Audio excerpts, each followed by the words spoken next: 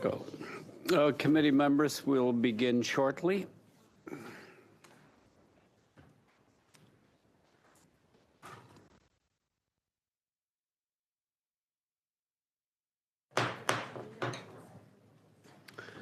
Good afternoon, members and witnesses. The clerk has advised we have a quorum. Those appearing virtually have been sound tested, and we are okay to begin meeting number 117 of the House of Commons Standing Committee on Human Resources, Skills, Social Development, and the Status of Persons with Disabilities. Before I begin, again, to new headsets, and when you're not using them, please keep your earpiece in the assigned. Avoid touching the mic while you are speaking because it does cause sound popping, which can be harmful to the translators.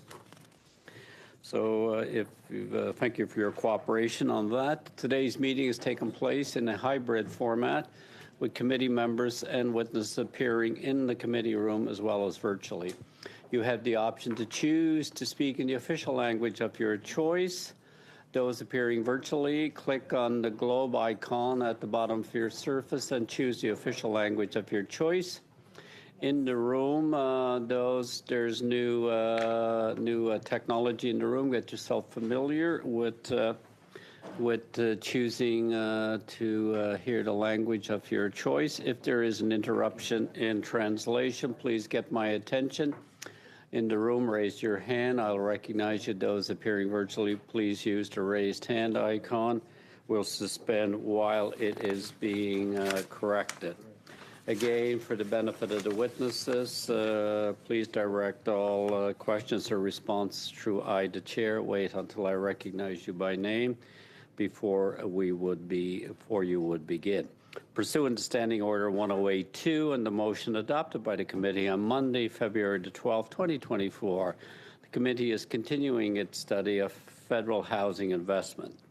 I would like to welcome our witnesses for the first round from Abundant Housing Vancouver, Roussel Wong. Yeah, just Wong. Wong? Oh, thank you. From More Neighbors Toronto, Eric Lombardi, President, appearing virtually. And here in the room with us, we have Leah Zlakin. Good afternoon. Mortgage broker and Chief Operating Officer with Mortgage Outlet Incorporated. We'll begin with Mr. Wong for 5 minutes. Mr. Wong, you have the floor for 5 minutes. Thank you. Hello, bonjour. My name is Russell Wong. I'm a volunteer with Abundant Housing Vancouver. I don't work in development or in policy. I just read all the reports. I'd like to focus on 3 things. We have increasing homelessness because we have an overall dire shortage of housing, and it's worse for the people who are poorest. First, the housing shortage is a problem that's fixable. In Texas, Austin is building so many apartments that rents have dropped 12% in 1 year. In Vancouver, we have people who want to live and work here and other people who want to build housing for them. The problem is that the approval process is extremely slow. It's easier to elect a pope. Housing is a ladder. It's all connected. Whenever we block market housing that somebody wants to build, the people who would have lived there don't disappear. They move down the housing ladder, competing with everyone else for the limited supply of existing housing. Prices and rents then have to rise to unbearable levels to force people out. We get trickle-down evictions. In Metro Vancouver, the result is a housing shortage that's bad for everyone, terrible for younger people and renters, and worst of all for people near the bottom of the housing ladder. They're forced to move away, to crowd into substandard housing, or end up homeless. Second is COVID. Housing being painfully scarce and expensive is no longer a problem confined to Toronto and Vancouver. When COVID hit and there was a sudden massive surge in people working from home instead of the office, total demand for residential space went way up, while demand for office space went way down. Plus, a lot of people moved in order to find cheaper housing, which was great for them, but bad for local renters and homebuyers. The housing shortages in the GTA and Metro Vancouver basically spilled over to the rest of the country. This means we need to build a lot more housing everywhere, not just in the biggest cities, for the next 10 years or more. Our pre-COVID housing stock no longer lines up with where people want to live and work. Other countries are facing the same challenge. Third, in the GTA and Metro Vancouver, we need to move away from taxing new housing like it's a gold mine. Over the 10 years from 2011 to 2020, the City of Vancouver extracted $2.5 billion in community amenity contributions. The thing to remember is there's no free lunch. Someone has to pay. If costs are too high, what happens is that nothing gets built until prices and rents rise further for both new and existing housing. That's exactly what's happening now. In other words, it's renters and homebuyers who end up paying for these increased costs. The federal government has made two major changes to reduce the cost of building new rental housing, removing the GST and allowing accelerated depreciation. This will help to counter the headwinds that result from higher costs. The problem is that local governments in Ontario and BC have strong incentives to raise development charges, slowing things down again because they need money to meet local needs and because it's very difficult to raise property taxes. The BC, Ontario, and federal governments are all pushing municipalities to freeze or reduce development charges. But as long as local governments need the money, they're going to push back hard. There's a number of proposals for alternatives. Benjamin Dacus suggests paying for water and sewer infrastructure by issuing long-term bonds that are then repaid from water usage fees. Municipalities have proposed progressive property taxes, regional sales taxes, and regional income taxes. If you look at the US, they have property tax rates that stay the same instead of being adjusted each year. So if there's a lot of demand and property prices are rising, municipal revenues automatically go up, allowing them to build more infrastructure. Finally, how can the federal government convince local governments to stop regulating new housing like a nuclear power plant and taxing it like a gold mine? Unlike provincial governments, the federal government doesn't have direct control. Machiavelli describes the three elements of diplomacy as persuasion, promises, and threats. It's most effective to use a combination of all three. Sean Fraser has been quite successful in using housing accelerator funding to convince municipal governments to allow more housing, with denial of funding as a stick to go along with the carrot. Persuasion is also vitally important, and federal MPs from all parties can help. It's great that we seem to have consensus across the political spectrum on the need for more housing. For example, when Calgary City Council voted down its own housing task force recommendations 8-7, it was very helpful to immediately see critical comments from Scott Aitchison and Michelle Rempel-Garner. It seems likely that this contributed to Calgary City Council reversing its decision the next day. Thank you. Thank you, Mr. Wong. You actually concluded a few seconds under time. We'll now move to Mr. Lombardi for 5 minutes, please. Hi, good afternoon. My name is Eric Lombardi, and I'm the president and founder of More Neighbours Toronto, an advocacy group based here in the city that's dedicated to ending the housing crisis that is afflicting both our generation and those who are renting and those who are poor and getting increasingly left behind. The housing crisis in this country is putting downward pressure on living standards to begin with, and it will continue to worsen and deprive our country of its prosperity until it's addressed. It doesn't fall on all Canadians equally. It has created a substantially difficult situation for the middle class, particularly renters, and a very hard situation for the young. Housing has always been a challenge for the poor and those who are suffering from mental illness, addiction, and poverty, and including those with disabilities. However, recent trends have made a difficult situation an effectively intolerable one for many in this group. We can't solve the rising homelessness crisis without some direct capital investments in shelter and supportive and transitional services that address for the different circumstances people face, whether it be things like addiction or mental health. And this issue should be simultaneously seen as a housing issue, as well as a healthcare issue and a security one. It is a complex challenge and it requires complex solutions. Many of these need to be delivered at the provincial level, and many provincial governments have really neglected their policy focus in this area in particular. And that is a role the federal government can play in encouraging solutions.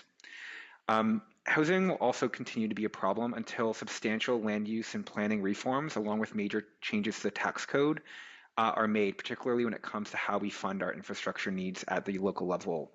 And once again, this is something that is particularly true at the provincial level, without whom solutions are basically impossible to meaningfully address in a systematic way. I also want to address one of the questions around how we support and fund non-market housing. The vast majority of sustainable over the long-term markets globally have some degree of public investment in housing. However, this public investment is typically driven by a cash flow positive, which means it is marginally profitable, a crown corporation that is able to operate at arm's length from the governing institutions. It is important that any model that pursues a public builder to pursue non-market housing investments is able to operate at arm's length from political interference, similar to entities like Canada's pension plan. With additional non-market housing in the economy, you're able to leverage public land to create value that would enable governments to deliver far more housing needs that address the poor end of the spectrum that will never be served by market development. This is not to say that we can ignore solutions in the private housing market. One of the key issues that Canada has not grappled with is the bizarre way that we apply taxation to new housing. So just to paint a picture for you, in year 2000, the cost of a benchmark Toronto condo around 950 square feet was $145,000 in dollars at that time. In 2023, that would be equivalent to $245,000.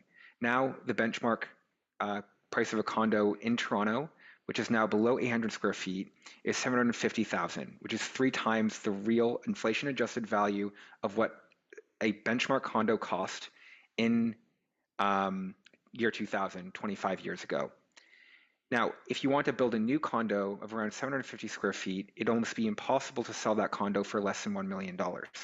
And latent within that, both in the price that gets charged to the consumer as well as the taxes that they pay on top of it, over $250,000 of taxes would be applied between the HST, which if you're a first-time home buyer, you'll save $24,000. So you're looking at $130,000, subtract $24,000. If you're looking at land transfer taxes in Toronto, you're looking at $30,000, subtract about $8,000 if you're a first-time home buyer, plus about $800,000 to $120,000 in development charges, plus another $20,000 in community benefit charges, and another 6 types of levies and fees.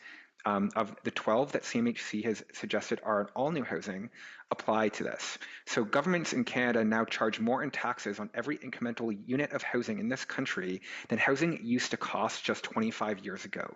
And the ways and economic disincentives that this creates for our economy and our society at large are even increasingly bizarre.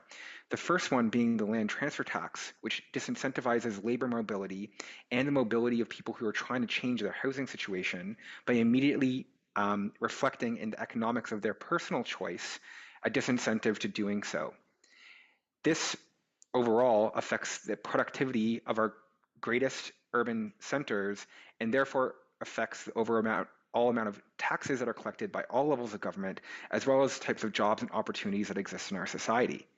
And then, as Russell addressed, a big important piece here is how this actually incentivizes speculation in the broader housing market, because it requires a price floor in all new housing to rise such that what investors and home buyers are willing to pay for new space can be justified based on what they expect the price of existing housing to do. So this policy also drives the speculative challenges that we're facing. Thank you. Thank you, Mr. Lombardi. Ms. Slatkin, for 5 minutes. Thank you all for having me today. My name is Leah Zlatkin, and I'm a COO and mortgage broker at Mortgage Outlet. In regards to the study that was conducted, I addressed 2 issues. I'd like to address the first issue, that young people cannot actually afford houses. The proposal is that temporary reduction in immigration targets until home construction and/or immigration incomes catch up to the immigration, with an additional focus on immigrants that can contribute to the supply of housing. New government backing of shared equity for first-time homebuyers of new construction properties, as well as helping them secure a property before prices run away from them. The cost of waiting to save for a down payment is too steep, given a 5.7% long-term annual price appreciation. We need to work on fixing some of the mistakes the CMHC had with its first-time homebuyers incentive program, simplifying it drastically. We need to increase the qualifying income, the total mortgage amount, and allow for conventional properties or any properties with longer amortizations. We need to allow first-time homebuyers to take on 35 and 40-year amortizations, allowing 40-year amortizations for first-time buyers for new construction in highly dense areas near transportation hubs as a primary residence. It's even better if we can include all properties, not just new construction. Properties over $1 million or conventional properties would also benefit from this plan. We need to create government grants to provide temporary 10 to 15% deposits, allowing people to total 20% of the down payment, for developers for well-qualified buyers of condos. The government would get its deposit back when the buyer's purchase close. We need to create legislation to prevent counterproductive OSFI policies, including curbing fixed payment variable mortgages, crucial to shelter borrowers from extreme payment shock during the term. We also need to remove the idea that we would apply a stress test on a straight switch. We need to allow lenders to offer 40-year amortizations to borrowers on renewals if they're facing more than a 20% payment increase. The second issue is how to help the supply and demand imbalance. What I propose is that we reduce the government's footprint and immediately stop deficit spending. Lower rates can then incentivize construction. People did trust the government to borrow more money because the government said rates would stay low. Plus, many people got COVID subsidies, so everyone bought a little bit more than they could chew. Government subsidized developer financing also needs to be facilitated via CMHC at below market rates for rapid housing projects at mid-market prices near transportation arteries. We could also implement capital gains deferrals on rental property exchanges like the 1031 exchange in the United States. This would allow for deferred capital gains to provide investors with more capital to invest in new rental construction properties. Basically, if you buy and sell a rental property, you don't pay capital gains until you sell the last rental property. The Housing Accelerator Plan has resulted in many municipalities accepting plans that seem to emphasize social welfare programs over building more homes and increasing the supply. We need to reduce developer and investor disincentives. For example, there are overbearing tenant protection acts, and under the budget, capital gains tax increased to 66%, not 50%, where it is now. This impacts rentals and discourages investments. It should actually be the other way around. The capital gains inclusion rate should decrease to 33% for rental construction units and accelerate depreciation, allowing to incent building. We need to encourage mixed-use developments. Examples would be incentives to replace non-residential commercial to mixed use to increase density in urban areas. And finally, we need to increase housing starts, making housing more profitable to build. Taxation on construction of houses is excessive, so many projects have gotten canceled and many builders have gone bankrupt. We need to offer rebates for builders, and we need to remove some of the costs associated with permits and the red tape for developments. Thank you, Ms. Sletkin. You were under time. Thank you so much. We'll now begin with questioning with Mr. Aitchison for 6 minutes. Thank you, Mr. Chair. I'd like to start with Mr. Lombardi, and specifically some of the comments you made about the costs associated with new homes and that local municipalities charge exorbitant fees on new homes under this assumption that growth should and could pay for growth. Did I hear you correctly, Mr. Lombardi, when you made those statements? Correct. So you also acknowledge that the federal government is not directly involved in how municipalities plan and execute development agreements. And so the influence that the federal government has is largely around federal funding. Correct. Would you think then that a federal government program that gives money to cities who are also actively increasing those charges at the local level, does that make sense, or is that backwards? I would say that the most important level of government to target reform at would be the provincial government in Ontario, who does have a lot more influence over how municipalities define the types of taxes and the pace at which they can raise them, including on development charges. So do you think the federal government has any role to play in that then? Or is I it just believe, up to the provinces? yes, I believe the federal government has a responsibility to ensure that the provinces are maintaining a policy framework that is meeting the needs of the country. And I would say that this is particularly true of Ontario's provincial government, which even rolled back its own provisions to limit the pace of growth in development charges recently. Okay, thanks very much. Mr. Vuong, I'd like to go to you. You mentioned the Housing Accelerator Fund specifically. What do you think of the fact that Housing Accelerator funds are still going to cities that have increased development charges, specifically Ottawa, Toronto are a couple of good examples? So locally in Metro Vancouver, there was actually a big fight over this issue because the Metro Vancouver Regional District, which is responsible for water and sewer infrastructure, decided to lower the burden on property taxpayers from, 12% or something to 1%, thus raising the DCCs on new housing at exactly the same time the federal government was reducing the GST, taking away the GST on rental housing. So Sean Fraser actually said, okay, we're not going to give the Housing Accelerator funding to Burnaby and Surrey, two of the major Metro Vancouver municipalities. So I actually was involved a bit in talking to some of the Metro Vancouver directors. Unfortunately, I would say that the Housing Accelerator Fund, because it offers like a one-time payment, it's pretty difficult to get municipalities to give up a long-term stream of revenue. And so, hold on a second, yeah, Mr. Vuong. It's not a one-time payment. It's 4 equal payments over 4 years. Yeah, so I guess my question is, if the federal government has limited authority, obviously, or limited influence over municipalities and the charges they charge, would it not make sense to make keeping costs lower or even reducing costs at the local level contingent upon getting the next payments? I think I would say it's fair to say that the federal government, the BC government as well, and the Ontario government have all been pushing municipalities to try to either slow down increases, to freeze development charges, or to reduce development charges. And the new Canada Infrastructure Fund has some conditions in there, basically saying if you want any of this $6 billion for infrastructure, you need to freeze development charges at like April 2024 levels. I don't know, like, if the provinces Russell, will take that up. Sorry, imagine for a second that you're the Minister of Housing federally here. Dream of that for just a second.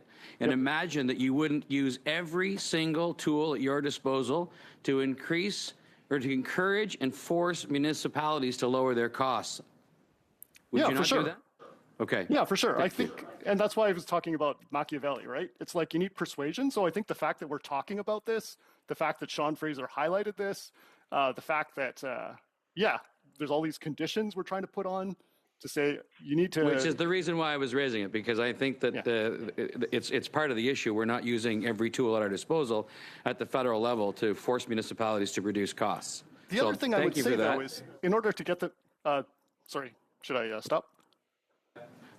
Not to be rude, but I'm done with you. I'm moving on to the next person. Point of order, Chair. Point of order, if I could. Actually, I think it's really germane to the discussion that we hear the response of the witness. There was a couple moments in that exchange where he wasn't able to put on. Did I lose track of the on the point where record it's my time? his view? Well, we'd like to know. Question was asked. We didn't hear the answer. Maybe you'll get your turn, Peter. Question was asked. We didn't hear the answer. That's simple. Mr. Aitchison has the floor, and you have a minute left. Thanks. Thanks to Mr. Fragascatos for trying to run the committee. So, Mrs. Latkin, next to you. You made a point about the cost of government overall and the impact that's having on mortgage rates and the cost of housing. I wonder if you could just expand a little bit on that. It's obviously not just the local level that's causing this issue. Well, in regards to permitting and everything, I do believe that the costs are substantial for developers. When it comes to the actual interest rates that we're dealing with as a society in Canada right now, obviously variable rates have gone up substantially over the last, 6 or 7 years. And most recently, overnight rates went from 0.25% to 5% currently. So that's an increase of 4.75%. When you're looking at what your rates are as a consumer, if you're using a product that actually increases over time as opposed to staying as a fixed payment, these people have more than doubled their mortgage payment. So it's substantially painful for the typical Canadian. In terms of the history of best rates, like when we look at the years of 2021, 2022, and 2023, which those people are going to be up for renewal in the next 3 years, they started out with interest rates around the 2% mark. So in 2021, it was on average 2.15%. When these people are renewing in the next 3 years, this is going to be a substantial burden for them to bear. On top of that, obviously, sorry. No, we're out of time. Thank you. Thank you. Yes, we're over. You can conclude that thought the next time somebody goes to you. Thank you, Mr. Aitchison. Mr. Collins for 6 minutes. Thanks, Mr. Chair. And I'll start with Mr. Wong first. Mr. Wong, I listened to your opening statement very closely, and I agree with you 100% that supply is a big part of the housing crisis right now. And for as much as though developers are going to play a big role in getting us out of the housing crisis from a supply perspective, our study here focuses on historical or lack thereof investments that governments have made that have led us to this crisis. And one of those issues relates to affordable housing units. And I didn't hear the word affordable housing through your opening statement. I know that in your area of the country, Metro Van has 18,000 people on their affordable housing wait list. And so for as much as, developers are going to play a key role in this housing crisis, they're not, philanthropic to the extent that they're going to provide subsidized rents to people moving into their buildings. So can I just ask what your organization's position is on subsidies from the federal government, and your provincial government has played a key role in assisting on that issue? Right. I would say that we are strong supporters of both market and non-market housing. And the thing about non-market housing is even when funding is available, it tends to run into exactly the same barriers with respect to approvals as market housing. So we had a situation a little while back where the provincial government was saying, okay, we're willing to give you funding to build 600 non-market apartments, and we'll put them, pretty close to the downtown area. And the kind of feedback, but the city still has to say yes. They can't just say, oh, we'll take the money. It's like they have to change the law to allow these apartment buildings to be built. There's a public hearing process, and yeah, people were writing in with comments like, oh, it's going to affect my view, or we think there's going to be more crime in this area as a result of this social housing. I think they confused it with supportive housing. So yeah, we will definitely mobilize people. We will advocate for that. And I guess the reason I was talking about market housing is that, what would I say? Both market housing and non-market housing help. Like, we need housing of all types, and non-market housing certainly helps directly because it's available to people lower down on the housing ladder. The thing about market housing is it scales. Like, the amount of non-market housing we can build is going to be limited by people's willingness to pay additional taxes. So in 2017, with the National Housing Strategy, the federal government invested, I think it was an additional $15 billion of new investment, like for the first time, I don't know, since the 90s, probably since the deficit fighting years. That's enough at about $500,000 per apartment for about 30,000 apartments. Mm-hmm. So it's definitely helpful, but just given the scale of the shortage, that's why I was talking so much about the need to reduce the approval barriers and the cost barriers. Fair enough. Thanks for that. Mr. Lombardi, you made the connection between the housing crisis and our drug and opioid crisis and mental health crisis coming out of the pandemic. And I think all levels of government haven't done their part in terms of dealing with encampments, and of course, Budget 2024 for us, on top of the Reaching Home investments, additional investments that we're making that help municipalities deal with those living in encampments and living rough. We've announced an encampment fund, and we're hoping that our provincial partners will assist in terms of matching the $250 million that we've included in our budget. Can you talk about why it's important that all levels of government support resources for those living rough and getting those people into transitional homes where they have the supports necessary to stay in those homes and don't find themselves back on the street? I think it's simple just to say that this is a core part of the social welfare state that is supposed to catch people and hasn't been for some time. There's not a way to provide people who are in dire need of assistance with housing that can be built by the private market. And so what's important about funding for this directly is not just the units, which you need, as Russell suggested, run into a whole host of similar barriers to market housing. You know, here in Toronto at 75 Kemmer Avenue, our provincial government waited 2 years on an approval for 56 supportive housing units that ended up costing the city over $1 million in just paying rent on the unassembled prefabricated building that they had. So we need to directly fund that housing, and then we also need to directly fund the wraparound services that actually enable people to get better and then be able to get their lives back on track. So there's both the capital investment and the operational investments that are necessary in order to sustainably reduce the level of homelessness in our cities. Thanks, Eric. One thing that we've been dealing with here at committee is, especially for those of us who are from the province of Ontario, is that there really are no programs currently that help municipalities in our province. Recently, it was announced that the province defaulted on the money that we were giving them to assist them with the programs that they offer to service managers across the province. I could sit here for the next 30 seconds and rhyme off all of our programs from Rapid Housing Innovation Fund, Affordable Housing Fund, Apartment Loan Program.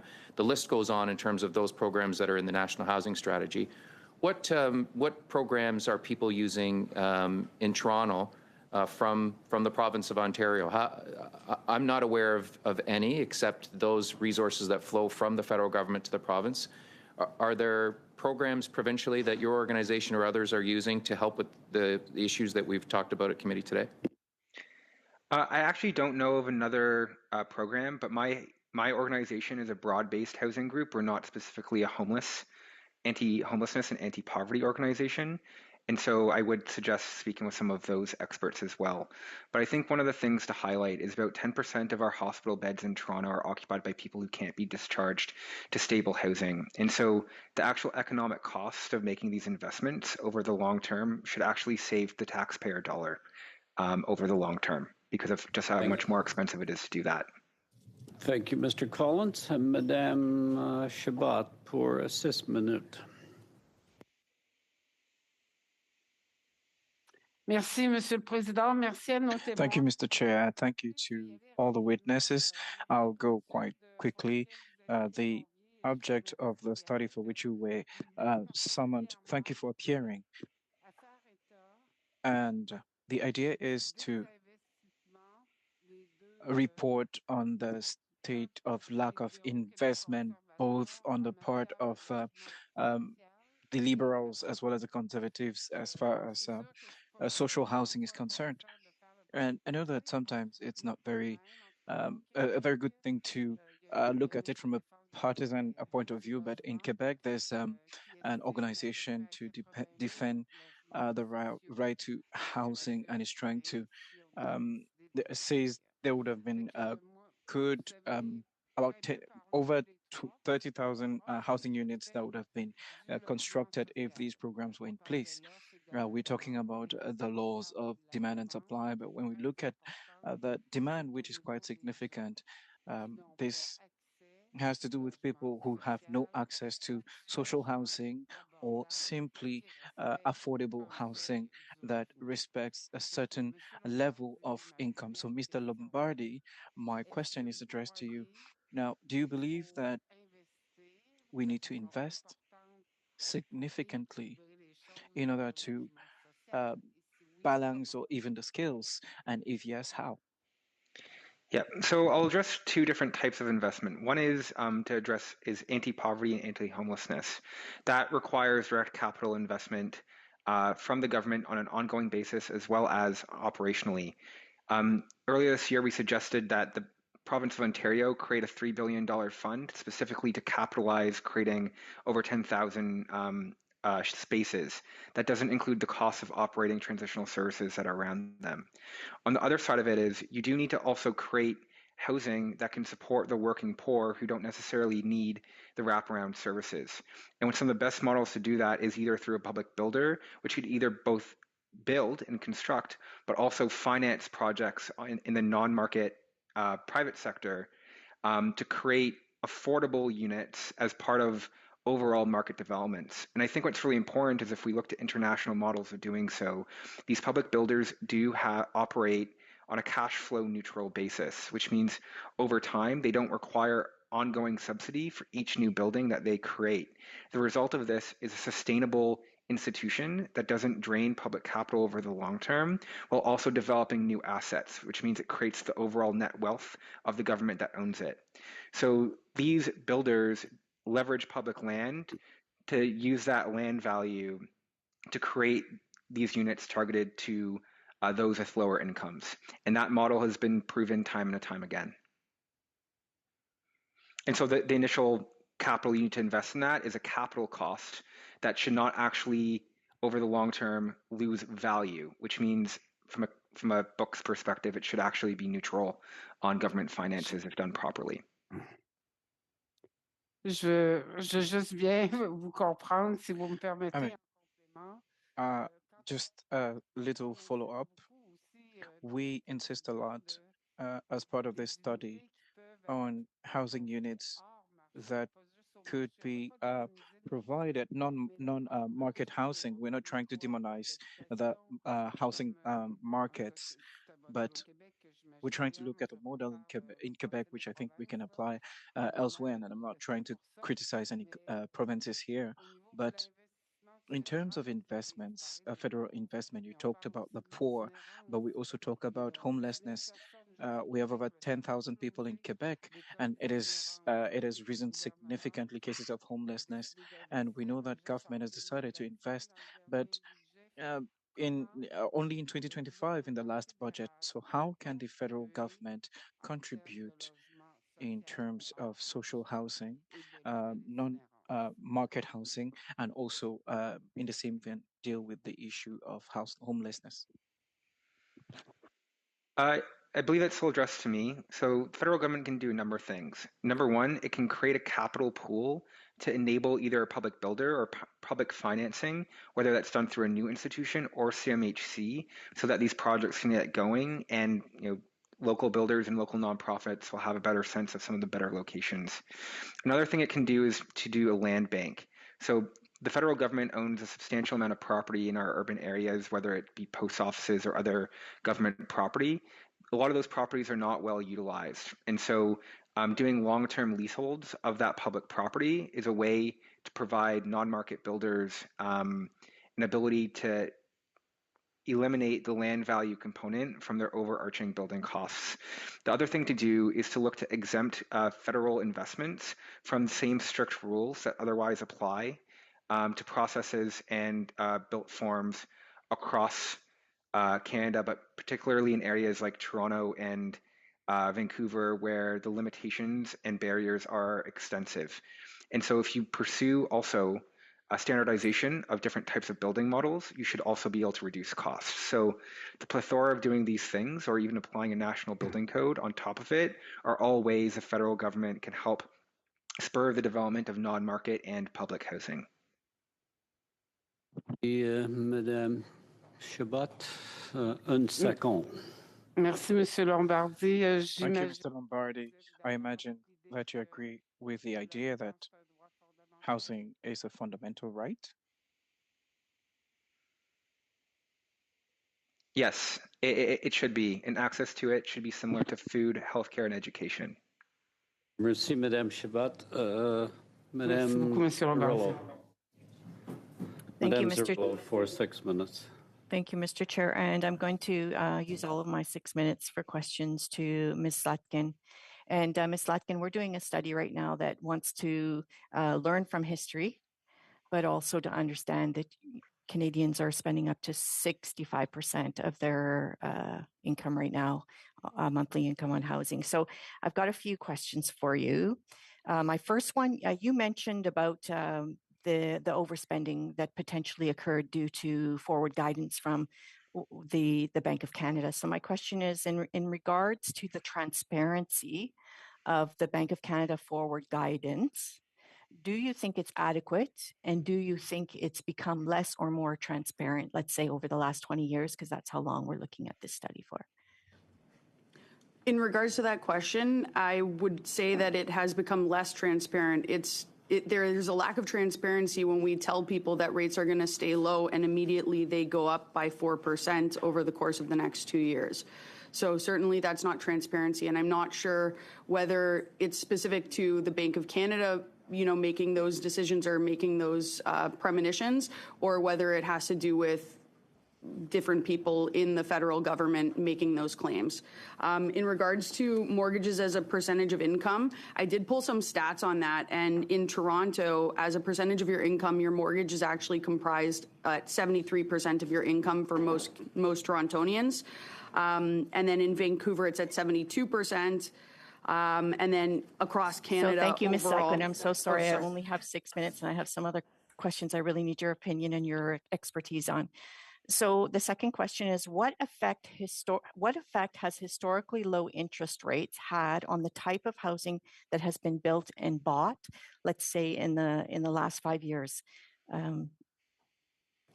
Well, in terms of the housing that's been bought and built in the last few years, most Canadians prefer to buy townhomes and detached homes, but in the last few years, condominiums have been on a surplus. These are not the right kinds of homes for young families and the people who are trying to utilize the first-time homebuyers plan. Unfortunately, for many Canadians, that's really all they can afford. So just going back to the historically low interest rates, because you mentioned that overspending potentially happened based on the Bank of Canada's forward guidance that the interest rates would stay low. So can you just, has the interest rates, in your opinion, the historically low interest rates caused any of this housing inaffordability?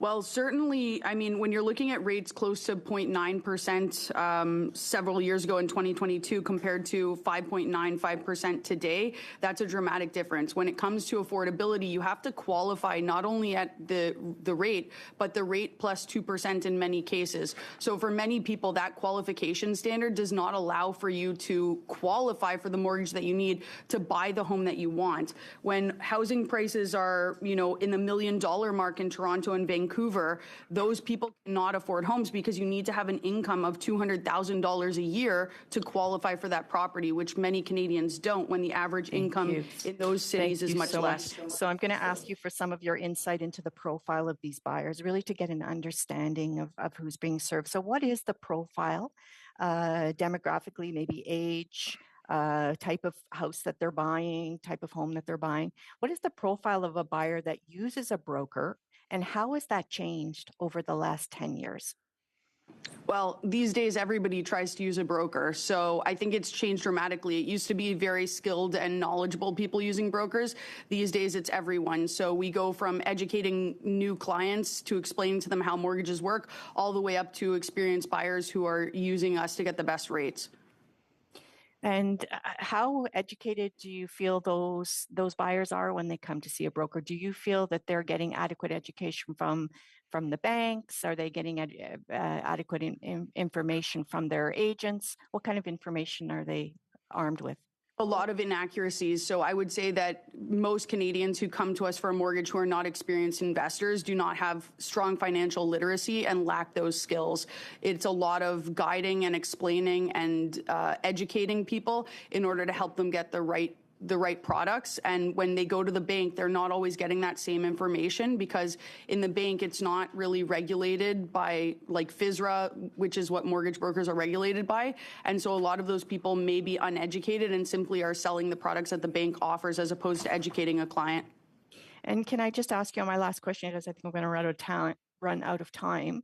What has the rapid rise in interest rates over this last year and a half, what effects has it had on buyers? Can you give us maybe even one or two specific stories about how it's affected people? Yeah, so in terms of qualifying, many people are not qualifying for the home that they want. And then for those people who already have an existing home, it's very difficult to actually move to a different company or a different lender at your point of renewal. So when it comes to renewal time, a lot of these people aren't qualifying. So that's why I propose that we not stress test clients who are switching mortgage products, especially if they're switching to a fixed product, because it simply makes it unaffordable for people and they're trapped with their existing lender who's going to offer them a higher rate. In my last question, which is how could mortgage products and services be better tailored to support investments in co-ops and social housing developments? Do you have any ideas or thoughts on that? I would say that you have to be able to use market rents on properties. So one of the challenges there may be qualifying the property with market rents in order to actually qualify for more income or substantial income to be able to afford the home. That would probably require different changes to how we utilize qualification materials. Thank you, Madame Cirillo. We will now go to Ms. Gray for 5 minutes. Great. Thank you, Mr. Chair, and thank you to all the witnesses for being here today. My first questions are for Ms. Zlatkin. Ms. Zlatkin, insured mortgages only apply when a home buyer puts less than 20% of a home's purchase price down up front and when the property is valued at less than $1 million. In your experience in your mortgage broker firm in the current housing market in our major population centers like Toronto and Vancouver, are you seeing a lot of new homes come into the market with a value of less than $1 million? No. As well, do you think it will be very meaningful, or are you skeptical that the Liberals' 2024 budget proposal of a higher withdrawal ceiling through the RRSP home buyers plan would have an effective impact for first-time home buyers saving for a down payment? No, I think it's going to be very challenging given the increases in property values. Despite the fact that now you can withdraw some extra money, I think that only really results in like $3,000 of savings in terms of the taxes that you'd be getting off of those. For many of these people, the struggle that they're having is actually coming up with that 5 to 20%. If they're buying a property over $1 million, in most cases, they do need to have 20% down. And so for those people, they're really struggling to get that 20% down. But that's where we could come up with a federal program that allows for a shared equity program on properties over $1 million and with incomes over $120,000 or $150,000, because those were some of the problems with the CMHC previous policy. Thank you. In your mortgage brokerage, have you seen any changes in the number of mortgage pre-approvals recently? Yes, absolutely. Now that people are getting wary of the fact that the Bank of Canada may decrease rates, a lot of people are looking for pre-approvals right now because they're trying to get into the market before it really heats up. So what would this usually be a sign or a trend of, just to maybe expand on that a bit? In terms of pre-approvals, it's usually a sign of bidding wars. It's usually a sign that the market's becoming more competitive and that people are concerned about affordability. You had given some numbers with respect to the amount of income that someone would need for a mortgage, and there's an RBC had done some analysis specifically on the median household income for a home, and in Toronto they had it at 84.8% and 106.4% in Vancouver. And so based on your experience, is this the worst housing affordability that you've seen in your career? Yes, in my career, yes. Wow. As well, we saw in Liberal Budget 2024, it claimed that they were going to build 3.87 million homes by 2030, which is roughly about 550,000 homes per year. Do you think that the Liberals will meet this goal? I do not believe so. In terms of completions in 2023, my numbers state that there was 187,000 houses completed in 2023. I know that there's a really aggressive plan to build more homes in regards to the Housing Accelerator Fund, but I think that the majority of the municipalities that I look through, those are more welfare programs than actually building programs. So I'd like to see more building happening and less restrictions on developers so that they can actually help us build those homes, because we'd like to house everyone. Thank you. The Bank of Canada, in their Financial Stability Report on May 9th, 2024, reported that, quote, smaller mortgage lenders have seen a sharp uptick in credit arrears. And they also had shown that figures showed that the median monthly payment may increase by more than 60% by 2026 for Canadians who are having a variable rate mortgage. So how are individuals like yourself, and how are you seeing this in your firm affect people? Variable rates have been really scary for many Canadians over the last little bit. And for many of my clients, what we've done is we've counseled them as they go through this. So while their rates are going up and their payments are increasing, we've recommended to them switching products. So a lot of people have actually moved away from variable products into fixed products over the last 2 years in order to help them with that payment pain. When it comes to renewals, it's going to prove challenging for people at renewals. And for many clients, unfortunately, we've done refinances over the last year or two to help them to consolidate some of the debt that they've brought on during COVID. Even with your best efforts to help clients, are you concerned that many of them won't be able to afford their mortgages? With the help of a professional, most people can still afford their mortgage. When it comes to going to private lenders or going to alternative lenders, that's where the challenges become more prominent, when somebody may no longer qualify and their mortgage rate is excessive. 5 seconds, 3 seconds, 2 seconds. Thank you very much for your very impactful statements today. Thank you. Thank you, Ms. Gray. Mr. Long for 5 minutes. Thank you, Mr. Chair, and good afternoon to my colleagues, and thank you to the witnesses for your testimony. Just a few comments first. I recognize that we have a housing crisis across the country, but let's also give some credit where credit is due. That I'd say for decades we saw the federal government take a back seat to housing, building more affordable homes across the country, and we know that from 2008 to 2015, 800,000 affordable homes were lost. So, in 2017, we got back into the business of housing. We came forth with the National Housing Strategy. And, part of that National Housing Strategy, unfolding over the last several years, came forth with the the co-investment program, the Rapid Housing Initiative, the Housing Accelerator, apartment loan program, many federal initiatives. And I know that my esteemed colleague across with the Conservatives talked about all the tools in the toolbox, and shouldn't municipalities have more tools in that toolbox? And you know what? I wouldn't want to be a contractor. I wouldn't want to be somebody grabbing from my toolbox that the Conservative Party gave me, because that toolbox would be empty. There wouldn't be any tools in the toolbox. They've come forth with no programs, no real suggestions, except for voting against the tools that we would put in our toolbox, like all the programs I just mentioned. The Conservative Party voted against every one of those. So, of note, I just want to talk here about the GST removal, and I'm going to quote an article here from the CBC nationally, and the headline says, "Housing starts in New Brunswick, my home province, lag further behind maritime neighbours in early 2024.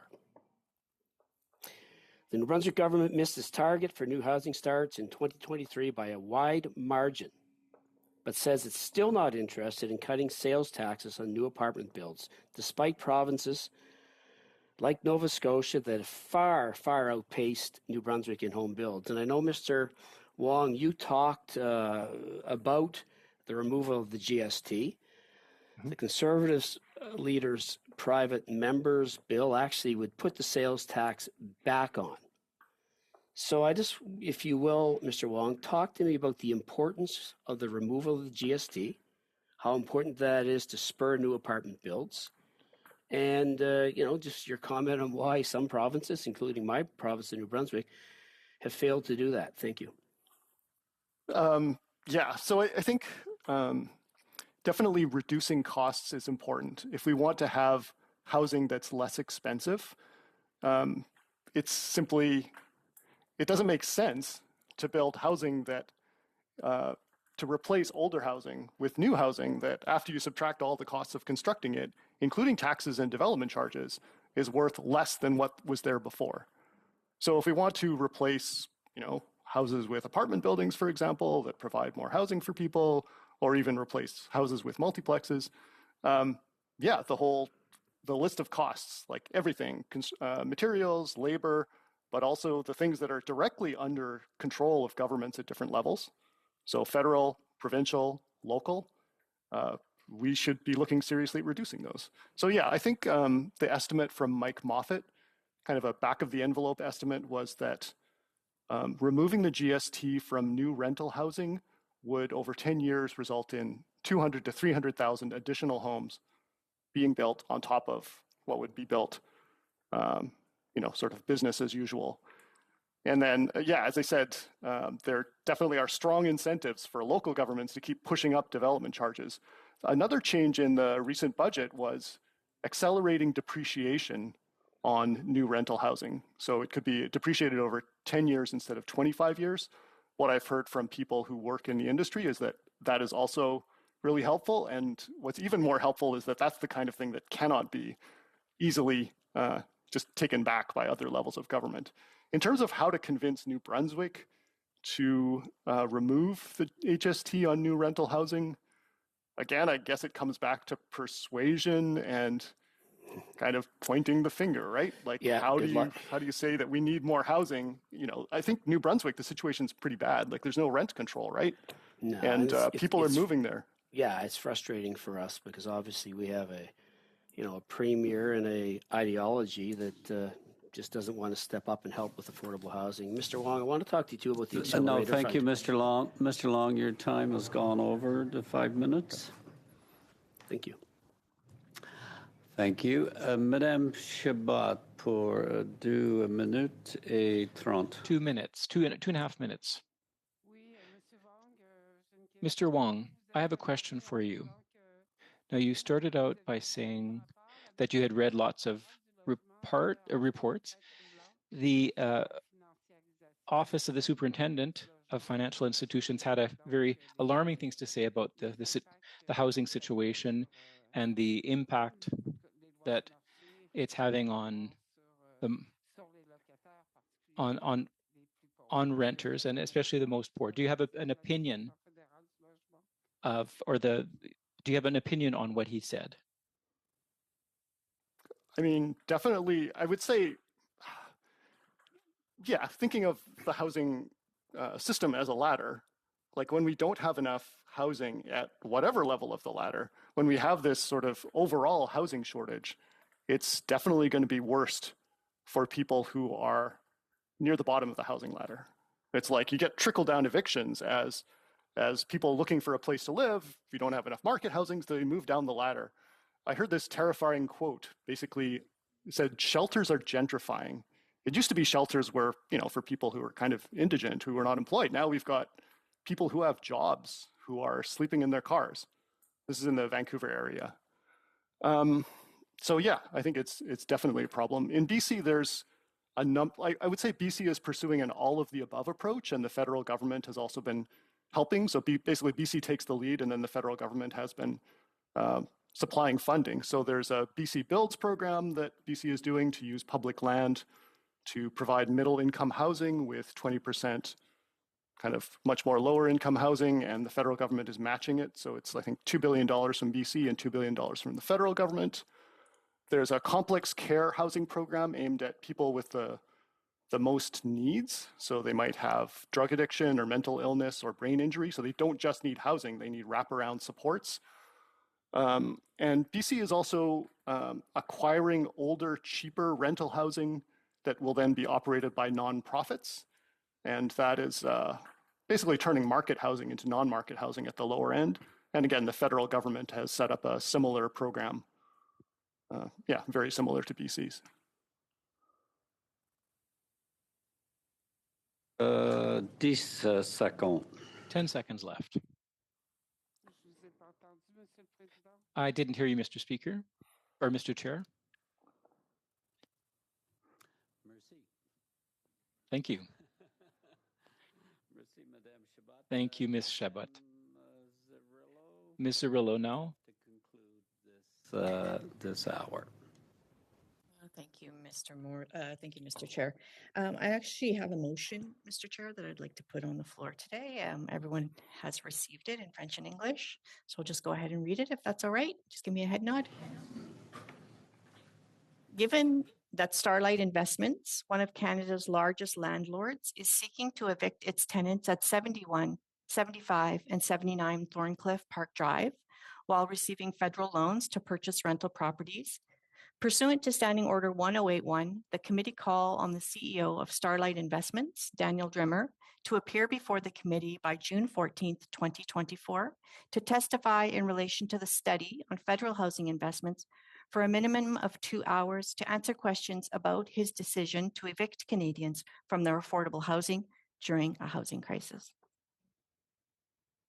Thank you, Madame Cirillo. For the committee members, the motion moved by Madame Cirillo is in order and therefore takes precedent. We'll move to discussion on the motion of Ms. Cirillo. I have Ms. Gray, then Madame Shabat.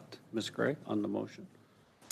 Thank you, Mr. Chair, and I know that we'd like to get back to the rest of our witnesses and our study here today. But what I would like to do is, we're in this middle of this housing study right now, and we certainly don't want to take time away from the witnesses that are scheduled and will be coming to this. So based on that, I would like to move a sub-amendment or an amendment. My apologies. I would like to move an amendment. And the amendment would read at the end of Ms. Cirillo's motion, and that the committee either find additional resources in order to facilitate this meeting outside of the committee's scheduled meeting times, or add this meeting as the 8th meeting for this study. Okay. So, Mr. Chair, just to finish speaking on this, I'm not sure what Ms. Cirillo's intention was, whether it was part of this study or as a separate motion. And so without knowing that, this then gives the option of either having an additional meeting to address this or to tag this on after this study. Thank you, Mr. Chair. Thank you. Madame Shabab, we'll now move to discussion on the amendment to the motion that's put forward by Ms. Gray. Ms. Cirillo, do you wish to speak to the amendment of Ms. Gray? Sorry, Madame Shabbat, do you wish to speak to the amendment of Ms. Gray? Monsieur le Président, Mr. Chair, when I rose my hand, it was for a procedural question. It was to talk about the motion as presented by Ms. Cirillo. So I need to be able to speak about the motion before I can talk about the amendment.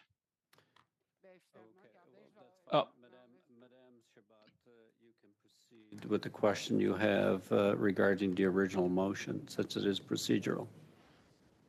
Well, I'm going to help you out.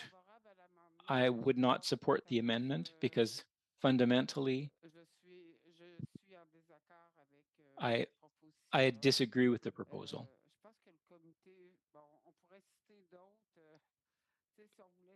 If we wanted to find, we could find examples like this across Canada. I don't think our committee is there to prosecute these people. And it's unfortunate, that to hear about the group in Ms. Cirillo's motion, but I wouldn't go ahead with that.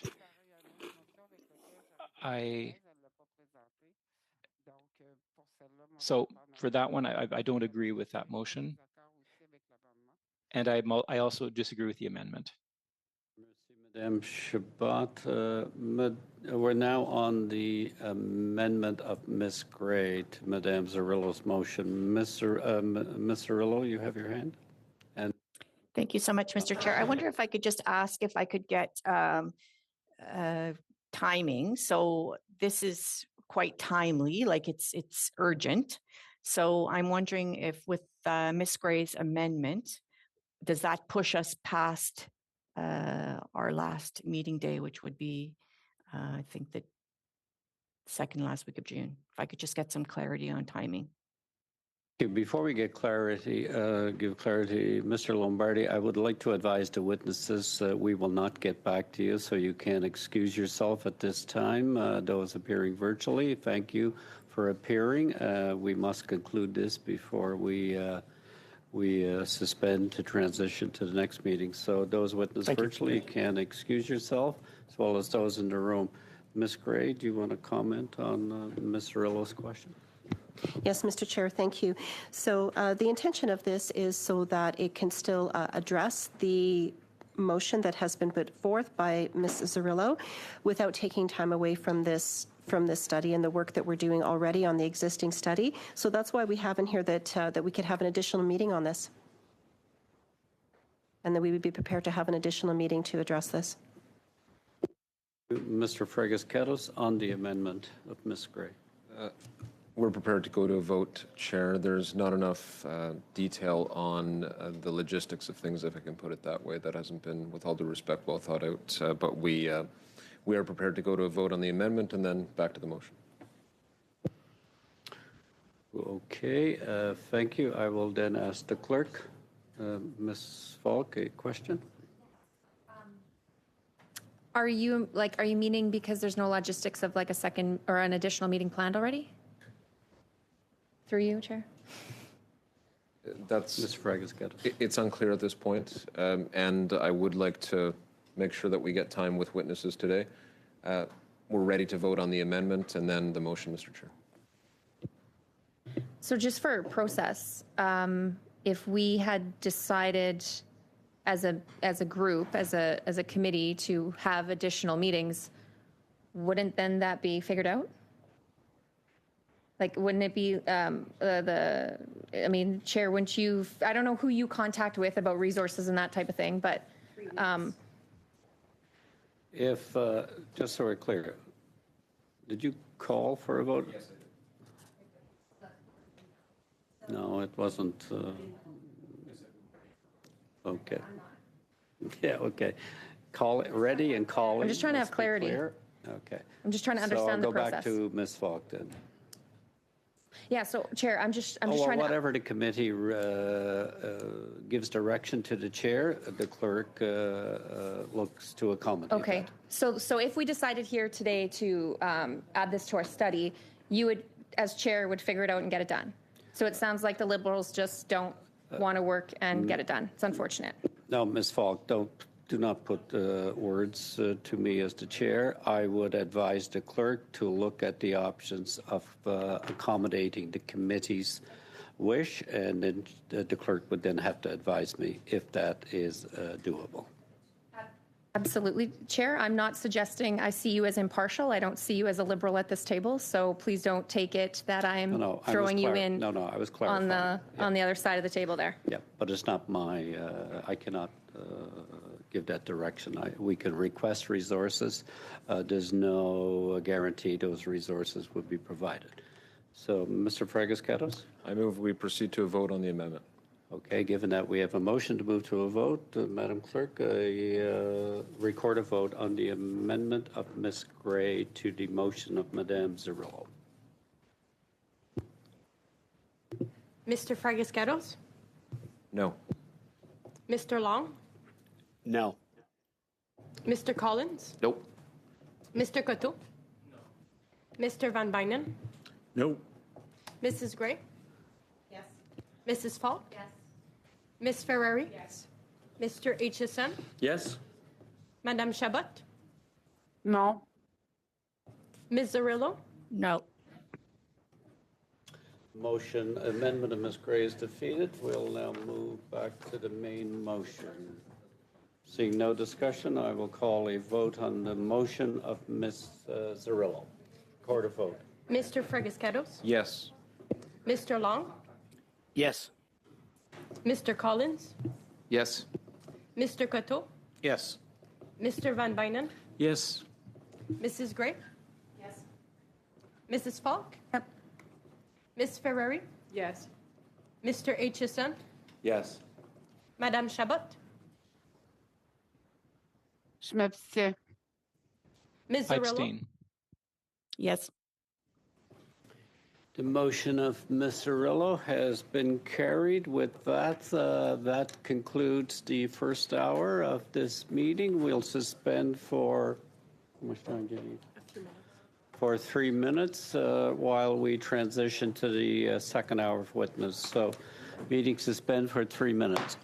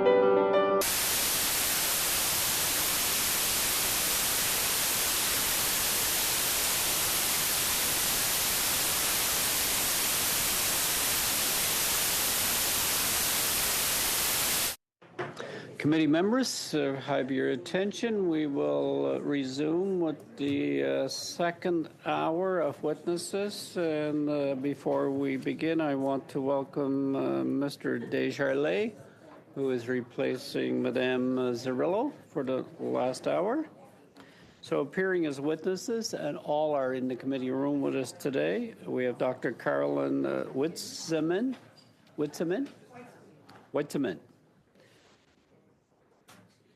housing policy researcher and professor, University of Ottawa, and the Canadian Housing and Renewal Association, Raymond Sullivan, executive director, and from the National Indigenous Collaborative Housing Incorporated, John Gordon, chief executive officer.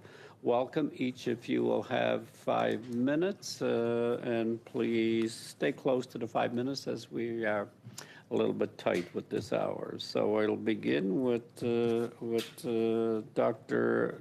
Witzeman. Get it right? Thank you, Chair. Thank you for the opportunity to appear today. As someone who is trained as a historian, it's a particular pleasure to uncover with you the roots of Canada's current housing crisis. The housing supply record from 2006 to 2015 was dire and set the stage for today's housing crisis. Overall housing completions hovered at the $180,000 a year, $180,000 a year mark, whereas they were closer to 250,000 in the mid-1970s. Meanwhile, Canada's population grew by 60% from 1976 to 2016. Purpose-built rental construction aimed at low and moderate income households, which was at 40,000 homes per year in the early 1970s, plummeted to near zero during the 2006 to 2015 period.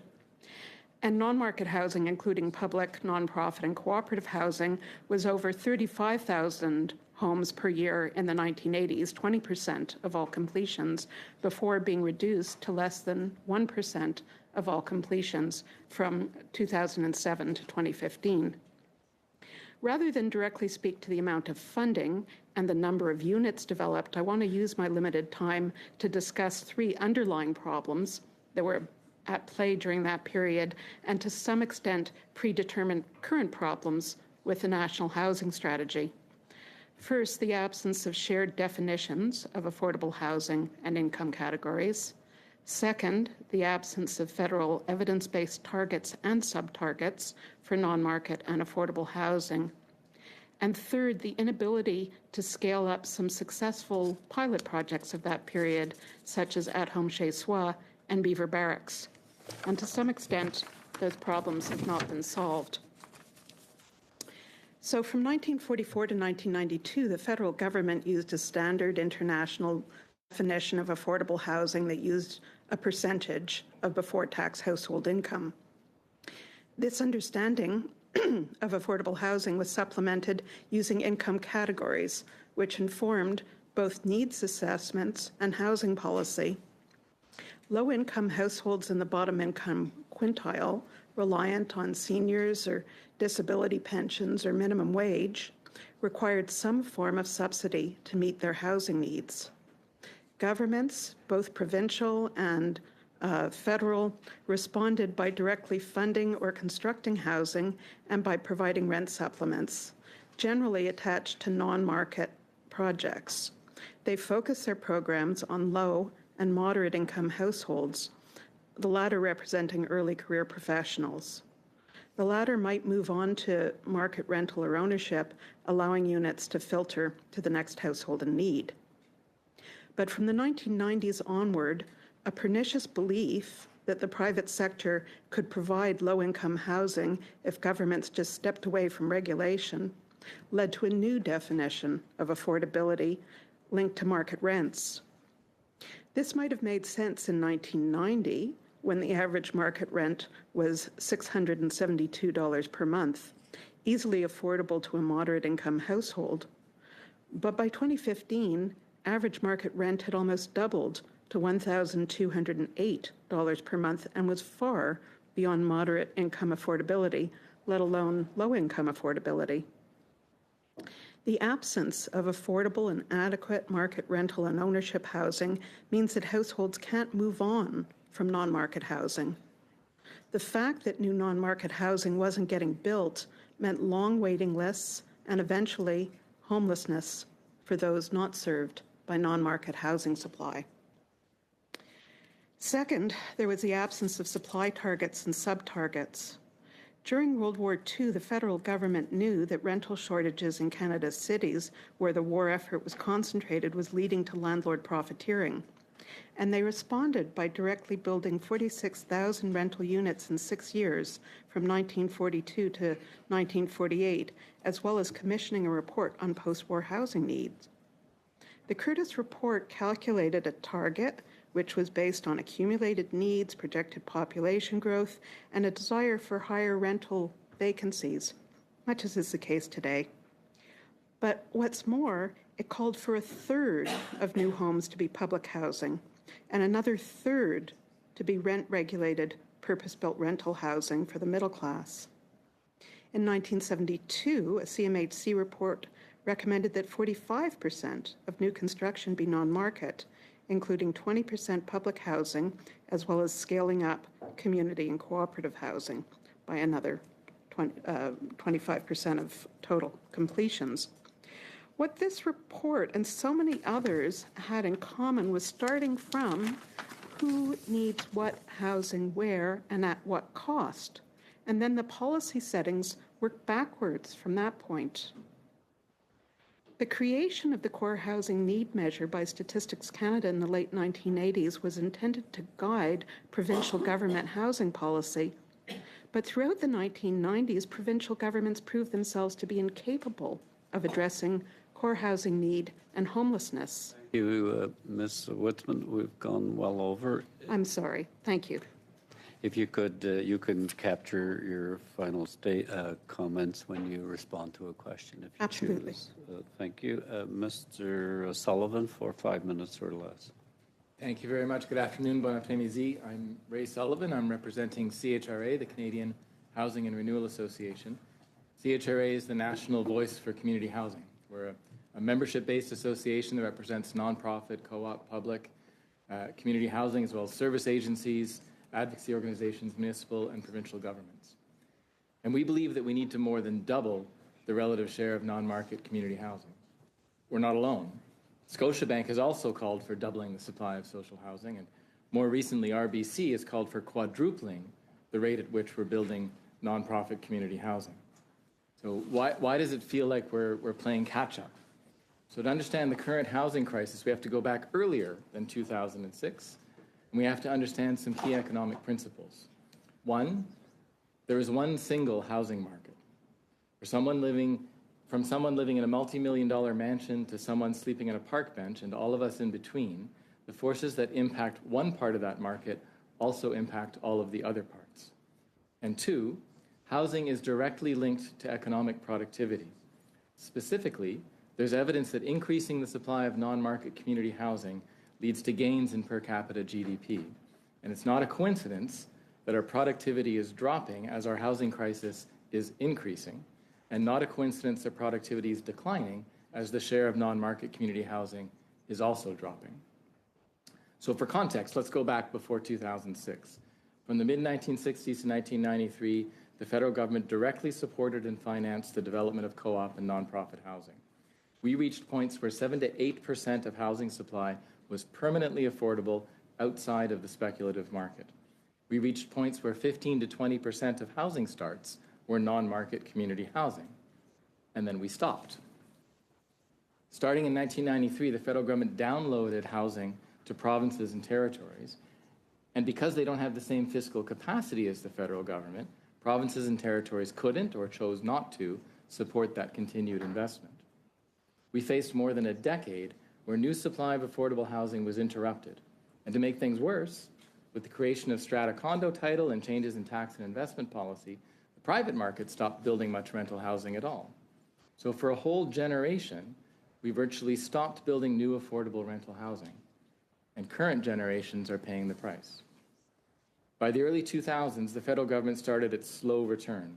By 2005, they dipped their toes back into the water with a cost-shared federal-provincial program called Affordable Housing Initiative, or later renamed Investing in Affordable Housing.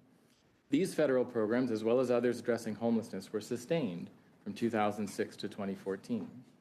In the first decade of the new millennium, investment was modest, and AHI created about 50,000 new homes. But then it picked up in the next decade, and from 2011 to 2019, IAH created 420,000 new affordable homes. In my former roles managing and developing nonprofit housing, I was involved in creating a few hundred of those, including the Beaver Barracks project that Dr. Weitzman mentioned. Now, those programs had some strengths. For example, they allowed for acquisition and rehabilitation of existing rental housing, but they also had weaknesses, such as overlooking the important role of the federal superpower of direct below-market lending. They, in fact, forced most nonprofit developers to go to private banks at market rents. In 2017, with the National Housing Strategy, the federal government did more than just dip its toes in the water. It jumped back in with both feet. Significantly, it brought back direct below-market federal financing for affordable rental housing.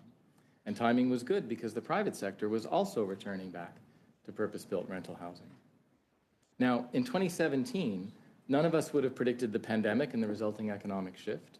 And making things a little bit worse, the National Housing Strategy programs didn't respond quickly enough to that economic shift. So we're playing a bit of catch-up now in the last 6 months.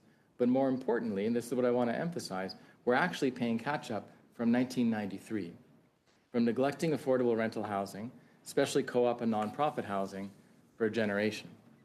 In the early 1970s, Canadian housing policy was described as programs in search of a policy. 50 years later, this is still the case. We have not adequately connected housing policy to broader economic and social policy. We haven't adequately connected social and community housing policy to objectives in the broader housing market. The rental market and ownership market are fundamentally connected. And we can't have a functioning and fair housing market until everyone has access to a decent, affordable home. This requires a commitment to more than double the share of non-market community housing. This was true from 2006 to 2015, and it is true today. Je vous remercie pour votre temps et votre attention. I look forward to your questions. Merci, Monsieur Sullivan. Mr. Gordon, for 5 minutes or less. Thank you. My name is John Gordon. I'm the CEO of the National Indigenous Collaborative Housing, Inc. I'm very pleased to be here today and appear in front of the committee and offer my insights into the matters being studied. NICHI, the National Indigenous Collaborative Housing, Inc., is a collaboration of 147 Indigenous housing providers from across Canada, from coast to coast to coast, who support Indigenous people living in urban, rural, and northern communities. We are built on the principle of cooperation, collaboration, and a for Indigenous, by Indigenous approach. NICHI works to ensure that no Indigenous person is left behind due to their geographic or their residency or geographic location. While NICHI's governance, management, and operational structure may be new, our 147 members are not. They've been around for years. Some of these organizations started in the 70s and 80s, collectively providing hundreds of years of experience in ensuring NICHI's direction is informed by the urban Indigenous realities from the ground up. In the 1950s, 60s, and 70s, Indigenous people migrated significantly to urban, rural, and northern areas, leading to the development of numerous programs and services by the Government of Canada. However, the federal government ceased direct funding for housing in the early 90s and devolved delivery, as Ray mentioned, to provincial and territorial governments. This shift led to Indigenous housing providers advocating at that time for a for Indigenous, by Indigenous approach. The National Aboriginal Housing Association was formed in 1994. However, it never took off or received recognition from the federal government. In 2006, the federal government injection of $300 million for off-reserve Indigenous housing through a trust fund was variably effective across regions. It worked well at times in areas where provincial Indigenous housing cooperation was already existing, while in other circumstances it did not work well. The key takeaway is there was and still is no consistency across the provincial governments of how Indigenous housing is delivered in urban, rural, and northern settings. For example, Ontario pulled its $80 million share into a provincial trust fund and did not release those funds until 2009. That resulted in delayed builds for 3 full years. Those are 3 cold winters if people are living on the street with no safe shelter or supportive affordable housing. In contrast, BC and Saskatchewan took on approaches to enhance capacity funding for urban housing organizations with Métis and First Nation affiliations. What is a more effective approach is one that Nietzsche advocates for and recommends, is to work nationally and across the spectrum of distinctions-based allocations while also building local capacities and community-driven approaches to urban Indigenous housing, one that is not turning away individuals based on Indigenous identities from one or another affiliation, but rather is recognizing the diversity of the Indigenous community with urban, rural, and northern areas and providing housing first. Future investments must most importantly be designed and delivered not by provinces, but for Indigenous people, by Indigenous people. Urban, rural, and northern Indigenous housing providers must be brought to the same table as provinces, territories, and funded as equal partners on a longer-term basis to craft sustainable and responsive and community-driven housing solutions instead of inadequate stopgap measures that leave vulnerable individuals out in the cold. While 2006 to 2015 saw some funding for affordable and cooperative housing and limited investment in Indigenous housing, the same period was marked by significant challenges for housing for Indigenous people in Canada. This was particularly true for those living in urban, rural, and northern communities who were effectively shortchanged because of where they lived in Canada. The Government of Canada announced in 2017 its National Housing Strategy with the glaring omission of a specific approach for Indigenous housing in urban, rural, and northern areas. Past mistakes of funds languishing in trust funds or slow-moving federal departments are painful and frustrating to the very real and very urgent unmet shelter needs of Indigenous people in urban, rural, and northern communities across Canada. In 2022, 20 Indigenous housing organizations came together and signed a declaration to create the National Indigenous Housing Organization. In December of 2022, the National Indigenous Collaborative Housing, Inc. was established as a federal nonprofit entity. In June of 2023, Indigenous Services Canada entered into a funding agreement to provide $281.5 million to address urgent and unmet needs. Within just over a year and a half, Indigenous housing providers and urban Indigenous people were able to start a national Indigenous Housing Association, secure the release of almost $300 million. This is lightning speed when compared to government processes. And the entirety of the operation was overseen and well executed by an entirely Indigenous staff, board of volunteers, and contractors. We deserve credit for this. Census 2021 indicated that most Indigenous people across Canada reside in urban, rural, and communities. I pass my time? Yes, quite a bit. Okay. What I'll ask you to do is to, whatever comments you want to make, you can use them in answers to questions, Mr. Gordon. But we are pressed for time. Mr. Aitchison, 6 minutes. Thank you, Mr. Chair. I'm going to do some very quick questions. My first one is for Ms. Witzman. You've indicated in the past that the crisis that we're currently in today really has its genesis in the early 70s, at a time when the government decided to stop incentivizing the private sector to build purpose-built rentals specifically, and that they had chosen to get into the social housing building. Is that reasonably accurate? Well, there were 2 misses and a hit in the early 1970s. So one of them was the end of tax incentives for purpose-built rental. That's been addressed in the current budget. It took 50 years, but part of the reason that developers moved from purpose-built rental to condominiums is the second problem, which was the creation of capital gains tax with the principal property exemption, which promoted, and it made sense in the early 1970s, housing as an investment rather than housing as a place to live. So, a third thing that happened in the 1970s, absolutely, Mr. Aitchison, was a big expansion of cooperative and community housing. So, and so Prime Minister, it was Prime Minister Trudeau at the time, correct? And investment in federal investment in housing continued to decline through the Mulroney years, and finally ended, I believe, in the Chrétien era. Was that correct?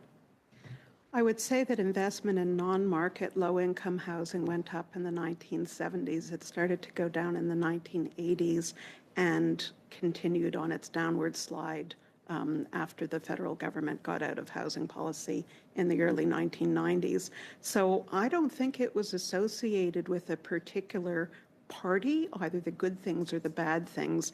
It was something that was happening globally, and it's something that we need to address. Okay, thanks for that. Thank you. Now, Mr. Sullivan, I'm assuming in your capacity you've dealt with the construction of housing and the development of housing. Is that true? Yes.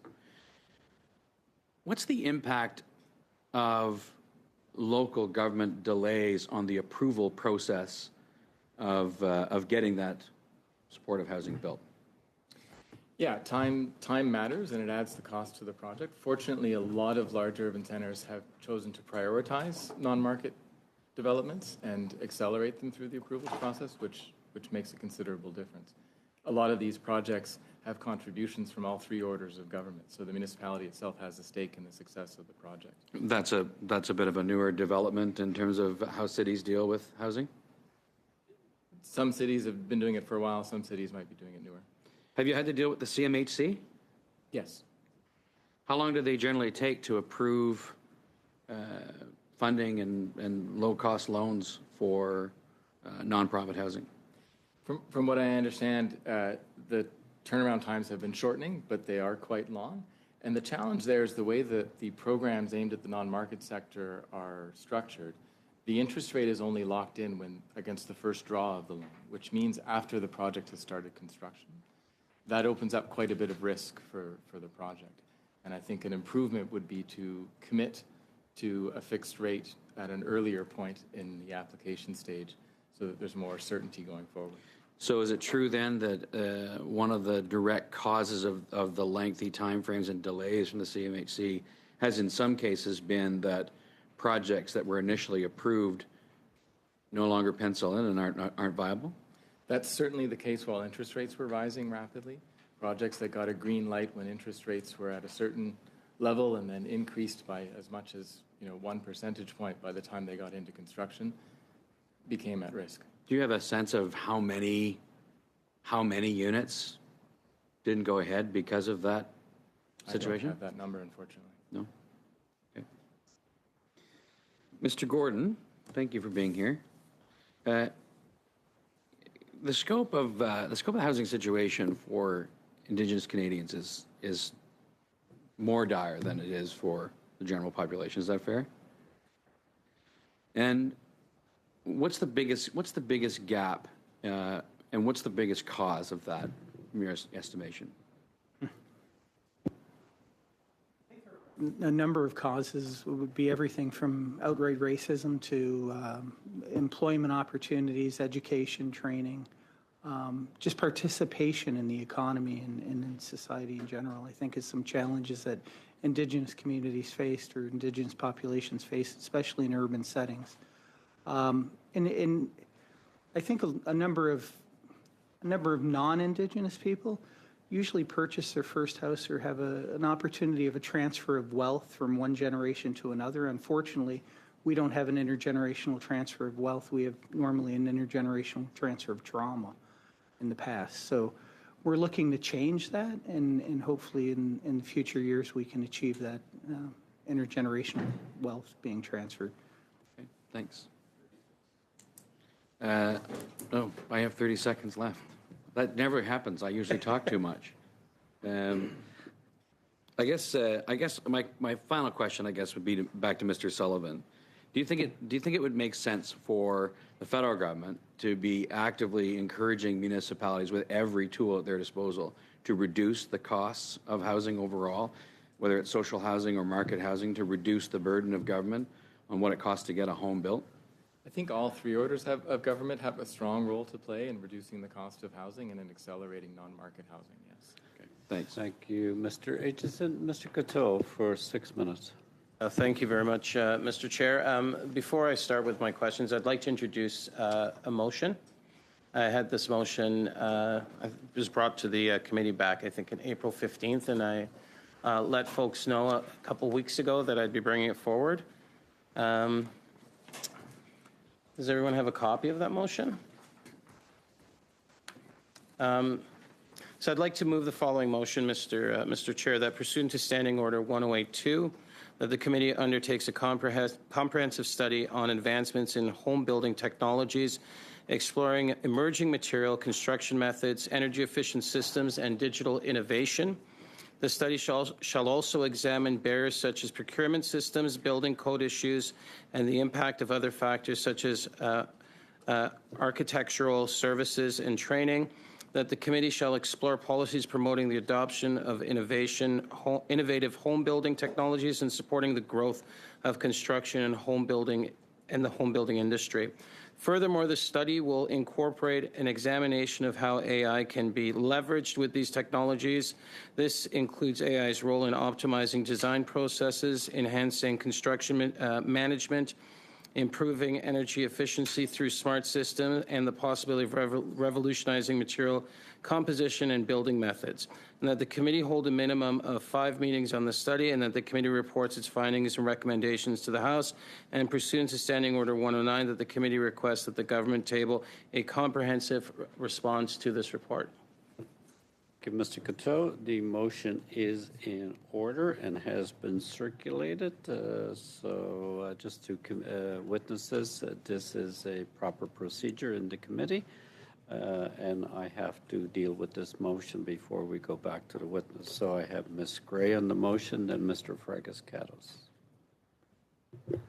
Thank you, Mr. Chair. And I'm quite often the committee will have meetings to discuss work of the committee, but Mr. Coteau is bringing this forth today, and so we're dealing with this right now. And I have mentioned to Mr. Coteau that this is a motion that we can support and a study that we can support.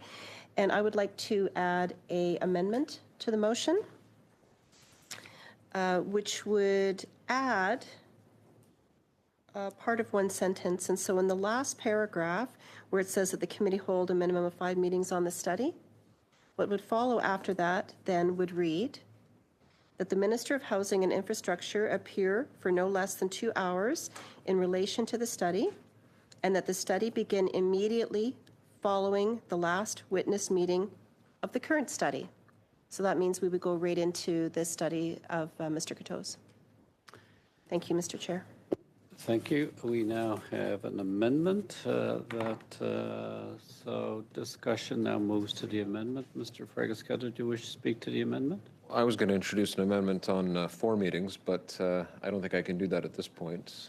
No, we have an amendment. What I would say, though, since just on this same amendment, we've heard from the minister multiple times at this committee. Probably the minister that's engaged committee most is Minister Fraser. Not sure how other colleagues feel on that, but I think it's worth raising. The other, I think, even more important point is that as far as the committee agenda is concerned, we've agreed, and Ms. Gray was there, she was part of the subcommittee that met on this, I believe, in February, to look at a number of issues in priority and to suddenly put this ahead, with all due respect to Mr. Coteau, who I think has presented a good idea here. I'm not sure that's the direction we want to go as a committee. Thank you. So we can look at it, but this point about priority, I think, is out of place. Thank you, Mr. Fragas-Catos. The committee chooses its priority schedule. The committee is, through its subcommittee and accepted by the full committee, is an agenda that takes us quite a while, and the agreement was that we could only deviate from that with unanimity, and I do plan on holding to that decision. So we have an amendment of Ms. Gray. Any further discussion on the amendment of Ms. Gray? Mr. Coteau? Yeah, I'd just like to add that, I appreciate the support, but my anticipation was that we would deal with this in the fall, considering how much stuff like we have in front of us. And I really, we've got 3 weeks, well, 2.5 weeks left. To do this properly, I think I'd need time to identify the right folks to come in. So I couldn't support it happening instantly. Okay, or thank right you. after this study. Madame Shabat, on the amendment.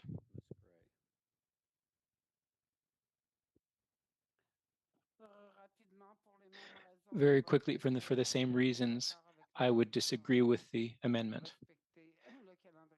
We to respect the calendar that we set for ourselves. Thank you, merci, Madame Shabat. Thank you, Ms. Chabot.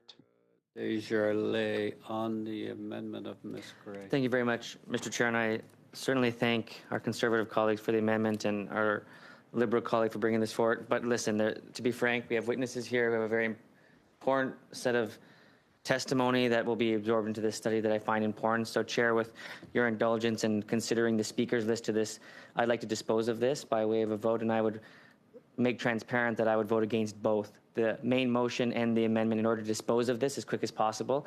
It sounds like this committee has already set a calendar that's agreeable, and I'd recommend that members at this committee at this particular time adhere to that, and we can get on with the order of business schedule for today.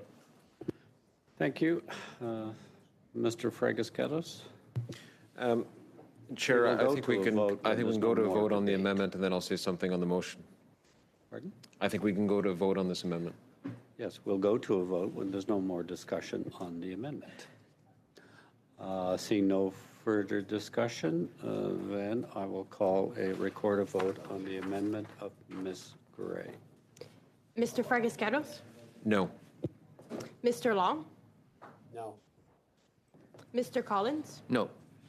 Mr. Coteau? No. Mr. Van Bynen? Mrs. Gray? Yes. Mrs. Falk? Yes. Ms. Ferrari? Yes. Mr. HSN? Yes. Madame Chabot? No. Mr. Desjardins? No.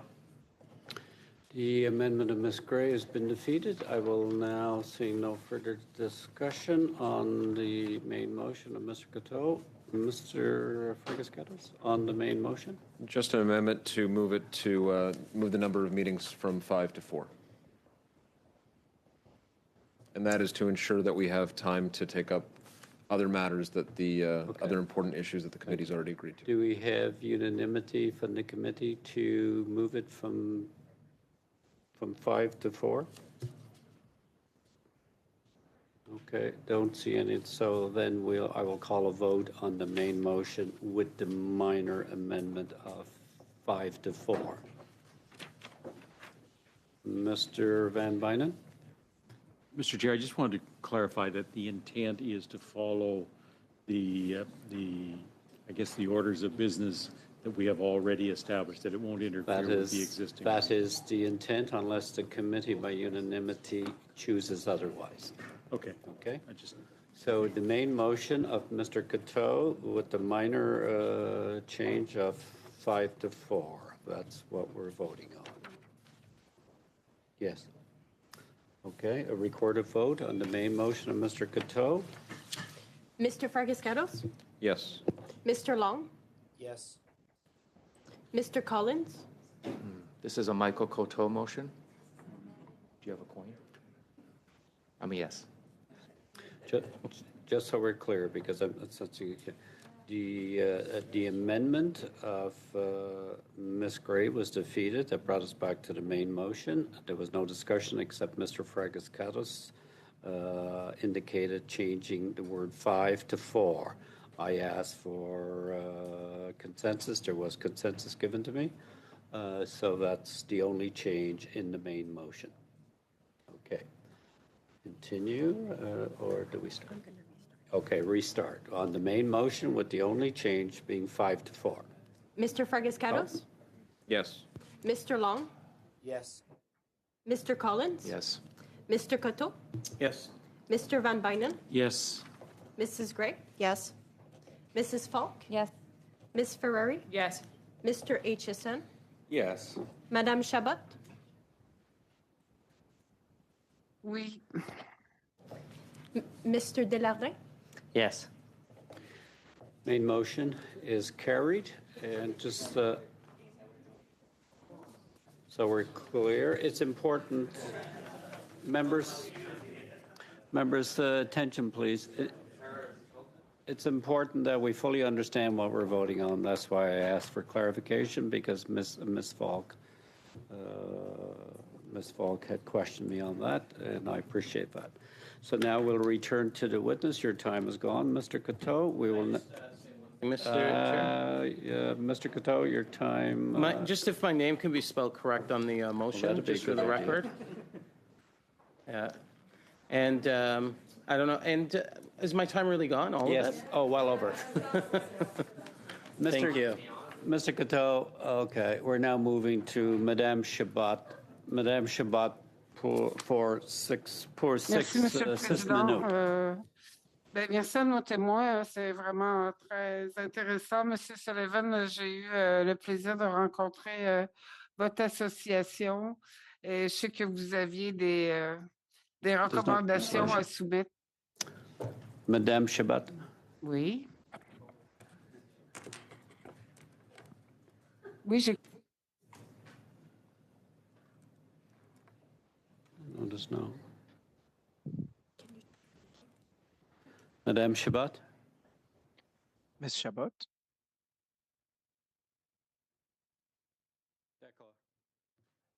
Please go ahead.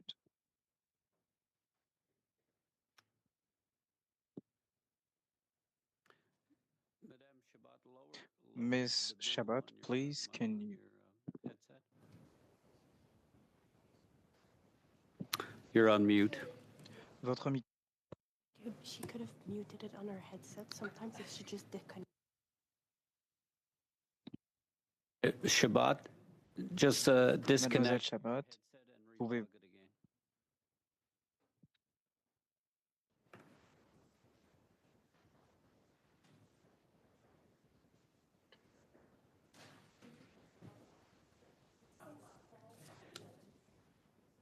Ça va maintenant?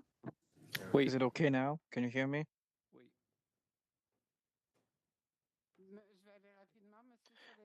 Very quickly, Mr. Sullivan, can you tell us what are your proposals for the next steps?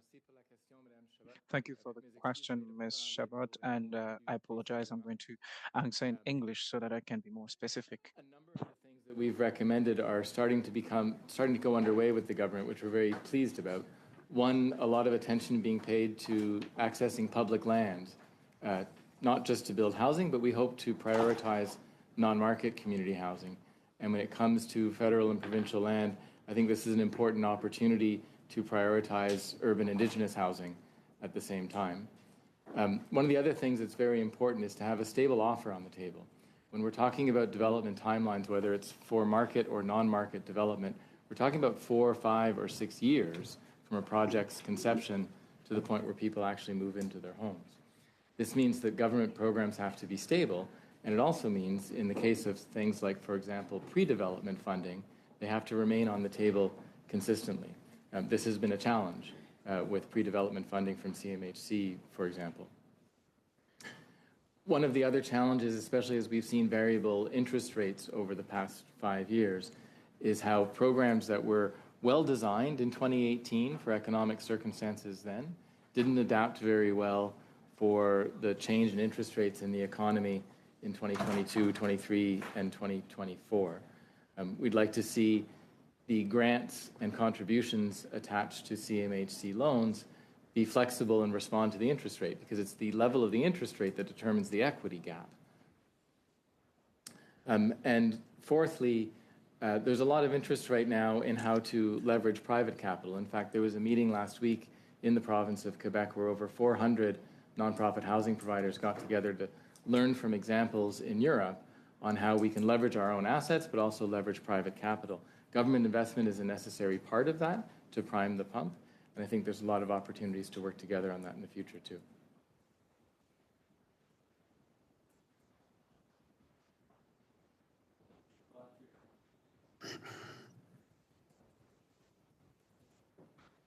We've now lost you.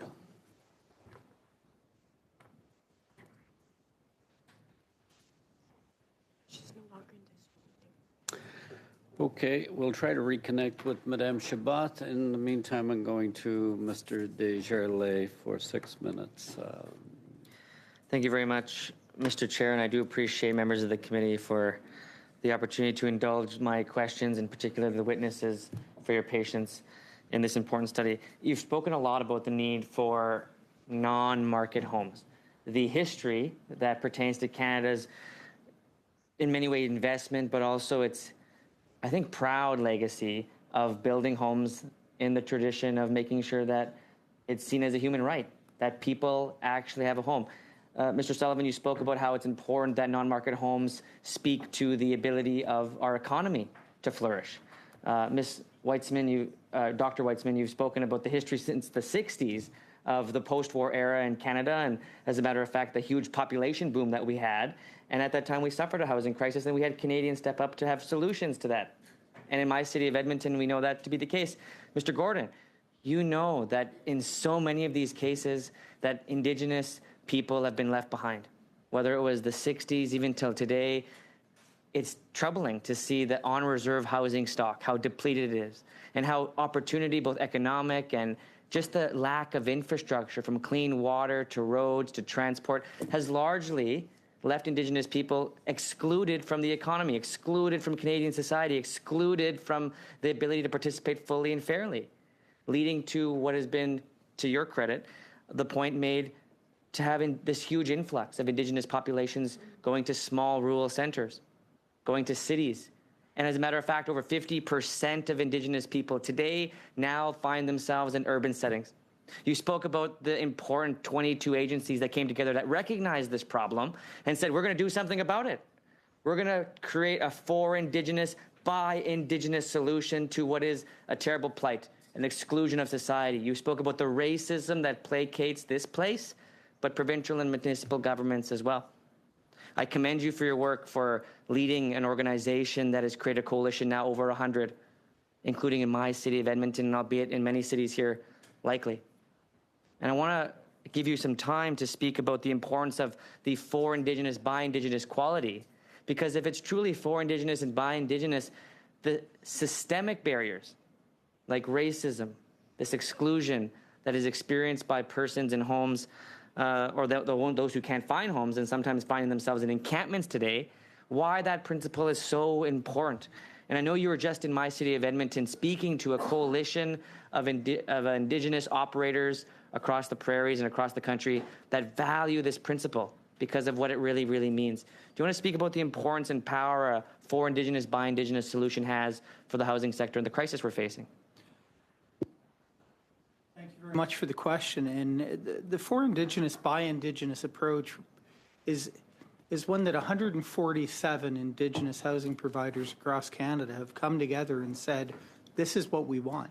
We want to find solutions that work for our community, solutions that aren't government-driven, solutions that aren't trying to fit a round peg into a square hole, solutions that have Indigenous housing providers from across Canada coming together and having a conversation, much like that was happening in Edmonton, on what are the solutions and how can the Indigenous worldview and Indigenous perspective and Indigenous approach to housing and shelter actually come together and be delivered by Indigenous people, for Indigenous people, with Indigenous communities holding those that are providing the housing accountable for how they're delivering those funds and for the results they're achieving.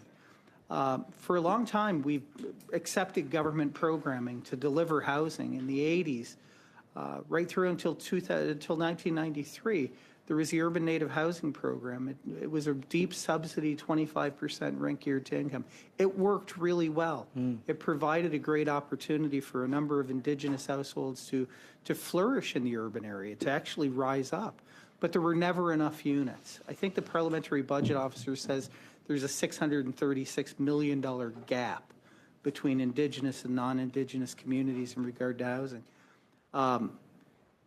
But the Indigenous housing providers have solutions, and they're not always within the confines of government programs. We have extended families in some communities, and in some communities is a need to have a traditional, in the north, to have a room where they can prepare their traditional foods. Very important, but not something that's thought of by non-Indigenous people delivering a housing program. You know, when you say that, Mr. Gordon, I think of a comment that was made at the conference that you were at, and I meant you can't fit a teepee inside of 4 walls and a roof. And you're really encapsulating that message. And in terms of what additional supports are needed, particularly for those living with addiction or those living on the streets or those who are suffering intergenerational trauma, the solutions you're speaking about, the for Indigenous, by Indigenous solutions, they become imperative, correct? It not only, it empowers people, like it empowers the community organizations to rise up, find their own solutions to their housing challenges. But then as the youth come up, they see their own community finding solutions. They see their own community delivering programs, delivering services. And it gives them a different perspective. Hey, I can be successful because look, we can do this together for us. And I think that's a kind of a spin-off that isn't often seen. It's not just about a roof over a head. It's about allowing a community to take something, deliver it, and then succeed, and have the community actually see that success. Wow. Thank you very much, Mr. Gordon. I'm going back to Madame Chabot for 2 minutes to conclude her 6-minute round. Madame Chabot pour 2 minutes. Ms. Chabot, for 2 minutes, please.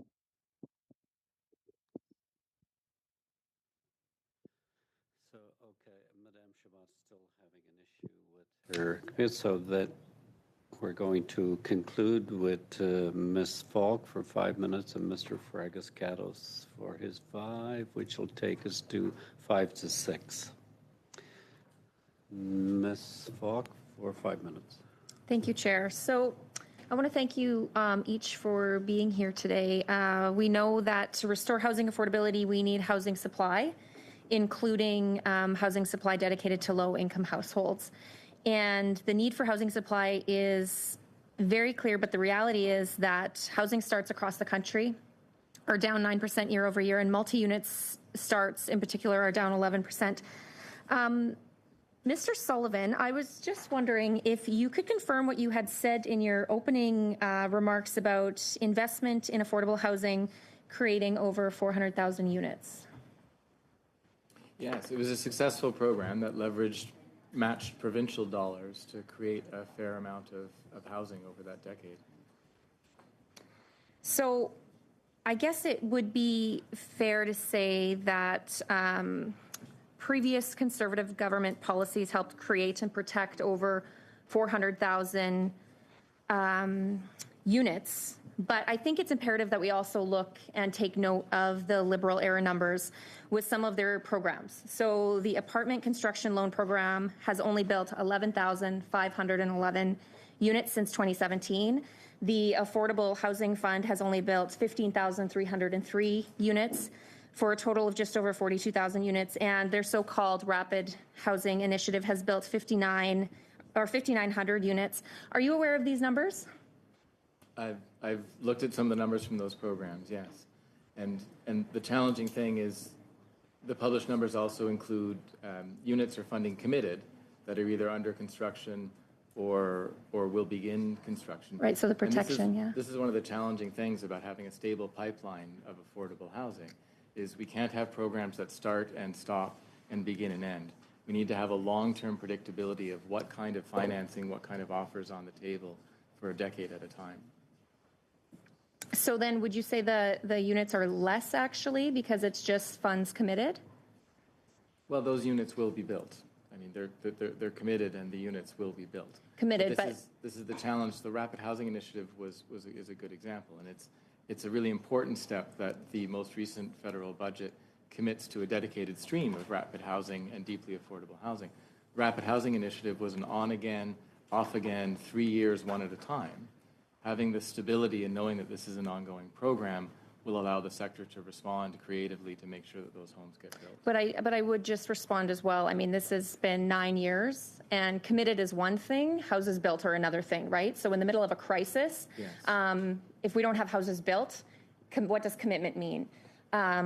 especially when we just look at bureaucracy that is being put up in place at every level. It seems every level has more additional bureaucracy that people like yourselves then have to jump through in order to get houses built, to get people housed, right? Which we know it's been said, sorry, I have an echo in my ear. We know that it's important to have people housed because that helps with living, right? And when we look at wraparound services and all the things, right, it's very much not black and white. I just wanted to go to Ms. Witzman now. I'm just wondering, do you believe that it's just that Ottawa and Toronto are increasing development fees on new home builds? Do you want my opinions on that, Ms. Falk? What my question was, yes. Like, do you believe that it's just and right that just and right. That Ottawa, places like Ottawa and Toronto are increasing development fees? I think that development charges are really problematic, as is the whole notion of growth pays for growth, because any form of development charge is going to penalize newcomers or people who are searching for new purpose-built rental or housing at the expense of many people, including myself, who would benefit from those services but aren't in the need of a new home. So I think that there's a broader problem being exposed, which is that the municipal level is responsible for something like 70% of infrastructure with 9% of tax revenues. And there are a number of other countries that have dealt with that fiscal inequity better than Canada. But the problem with development charges is that it definitely is a regressive tax on So what new impact renters. does that increase on development fees have on the supply? I would assume that it has a negative impact. Okay, thank you. Thank you, Ms. Falk. A few minutes there. Mr. Fragascatos for 5 minutes to conclude. Thank you, Chair. Thank you to the witnesses for being here today. You know, we have an opportunity here, colleagues, at this committee, which is effectively the Housing Committee of the House of Commons, to look at issues in a very serious way, at all opportunities, not politicize issues that should never be politicized, and that housing is absolutely one of them. I mean, you can laugh at it, but it's a fact. And none of our constituents have one thing in common, I guarantee you, whether you're from a rural area or an urban area, and that is that they want an actual approach that allows for cooperation at all levels, between levels of government, but also between MPs. I mean, I could go down a path where I tell you, and I'm talking to conservative friends now, that the opposition leader's so-called housing plan didn't mention homelessness, said nothing about getting seniors housed or students housed. I could do that, but I'm not going to dwell on those things. 6 affordable units of housing, right? 6, that's the number. So that's the conservative record. Now, I want to actually, in committee today, take time to be deliberate and meaningful with the questions that I ask. Mr. Gordon, you said $281 or just over $281 million had been allocated to Nietzsche. And you kind of listed some examples of how that funding has been used. It sounds very good and very promising. Could you go into that a little more? I think the thing worthy of mentioning is whenever our colleague, your colleague Blake Desjardins mentioned the unmet need, the need in urban Indigenous communities, is the proposal call when Nietzsche received the $281.5 million, we received 447 proposals valued at $2.2 billion. We had 281 million. And those are projects from coast to coast to coast. We funded 65 projects that our Project Selection Advisory Council had selected for us to fund. We've entered into a contribution agreement with 61 of those proponents now. We have 4 contribution agreements that are left to go. We have committed a little over $200 million in a short period of time. And I think that would speak to some of the challenges that your colleagues were asking about with regard to dealing with CMHC and other bureaucracies. I think we dealt with it much quicker because we were able to. But I want to go back to the $2.2 billion in need, and we got $281 million. And those are that's funding a number of projects. That's everything from mental health projects, where we have mental health people coming out of mental health services and being funded, to youth housing for at-risk youth. And we also funded, not only do we fund those types of roofs over heads in the shelter, but we also funded some projects. The Project Selection Advisory Council selected projects where we engaged with youth about future housing needs and preparing themselves for housing in the future. And so they're not coming out of, growing to a position where they don't have housing and all of a sudden it's a surprise to them. We need to start to educate some people with housing earlier. So we're doing those kind of things and funding those types of projects. So the need is tremendous, and we're trying everything we can do to meet it. Thank you very much, Mr. Gordon. Mr. Sullivan, good to see you again. I noted that in your presentation, no surprise, you made a comment about co-op housing and the place that it can have in this conversation about addressing the housing crisis. Both to you and to Professor Weitzman, we've heard disparaging comments from some leader of the opposition talking about Soviet-style housing, and that's co-op housing. That's what he means by that. What is the place and future of co-op housing in this conversation? Can it be one means, one method, one answer to the housing crisis? I have about a minute left, but first to Mr. Sullivan and then to Professor Weitzman. There's a lot of things that have gone wrong in this housing challenge, so there's a lot of solutions that we need to apply them. And absolutely, co-op housing is one of those solutions. It's a form of mixed income, community-driven housing that has been very successful. We and many others are looking forward to the rollout of a co-op housing development program for the federal government soon. A recent study on cooperative housing found that rents for equivalent-sized homes in equivalent neighborhoods were 20% lower after 20 years in co-op housing and about a third lower after 30 years. I think the same would be true of any form of non-market housing, simply because the rents are based on cost and not on profit.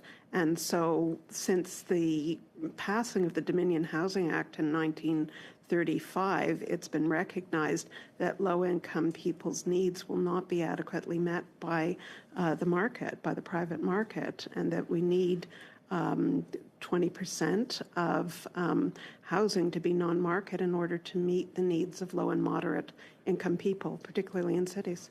Thank you. Thank you, Mr. Fregaskatos. That concludes the meeting. Point of order, Mr. Chair. Point of order.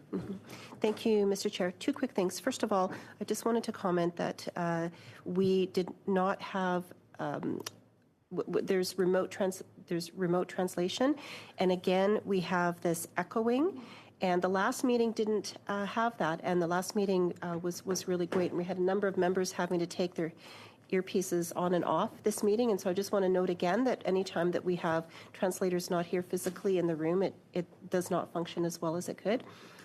And the second thing I just wanted to mention is Mr. Fregaskatos was referring to this study not being political, and yet, in fact, it was the Liberals that added an amendment to this particular study to reference it specifically during the time of the past Conservative government. So, in fact, they did politicize it. So I just wanted to make that for the record. Thank you, Mr. Chair. Thank you. We are pressing the time. Mr. Van Bynen, a point Brief of order. request. I know that Ms. Wismer didn't get an opportunity to finish her speech, and I wouldn't want to miss on any of the balance of the speech. So I'm wondering if she could submit the balance of her speech. Thank you, Mr. Van Bynen. Before we adjourn, any of the witness that appeared, if you want to provide us with written commentary that you didn't cover today, please do address it to the clerk. Thank you, Mr. Van Bynen. With that, is it the will of the committee to adjourn? Adjourn.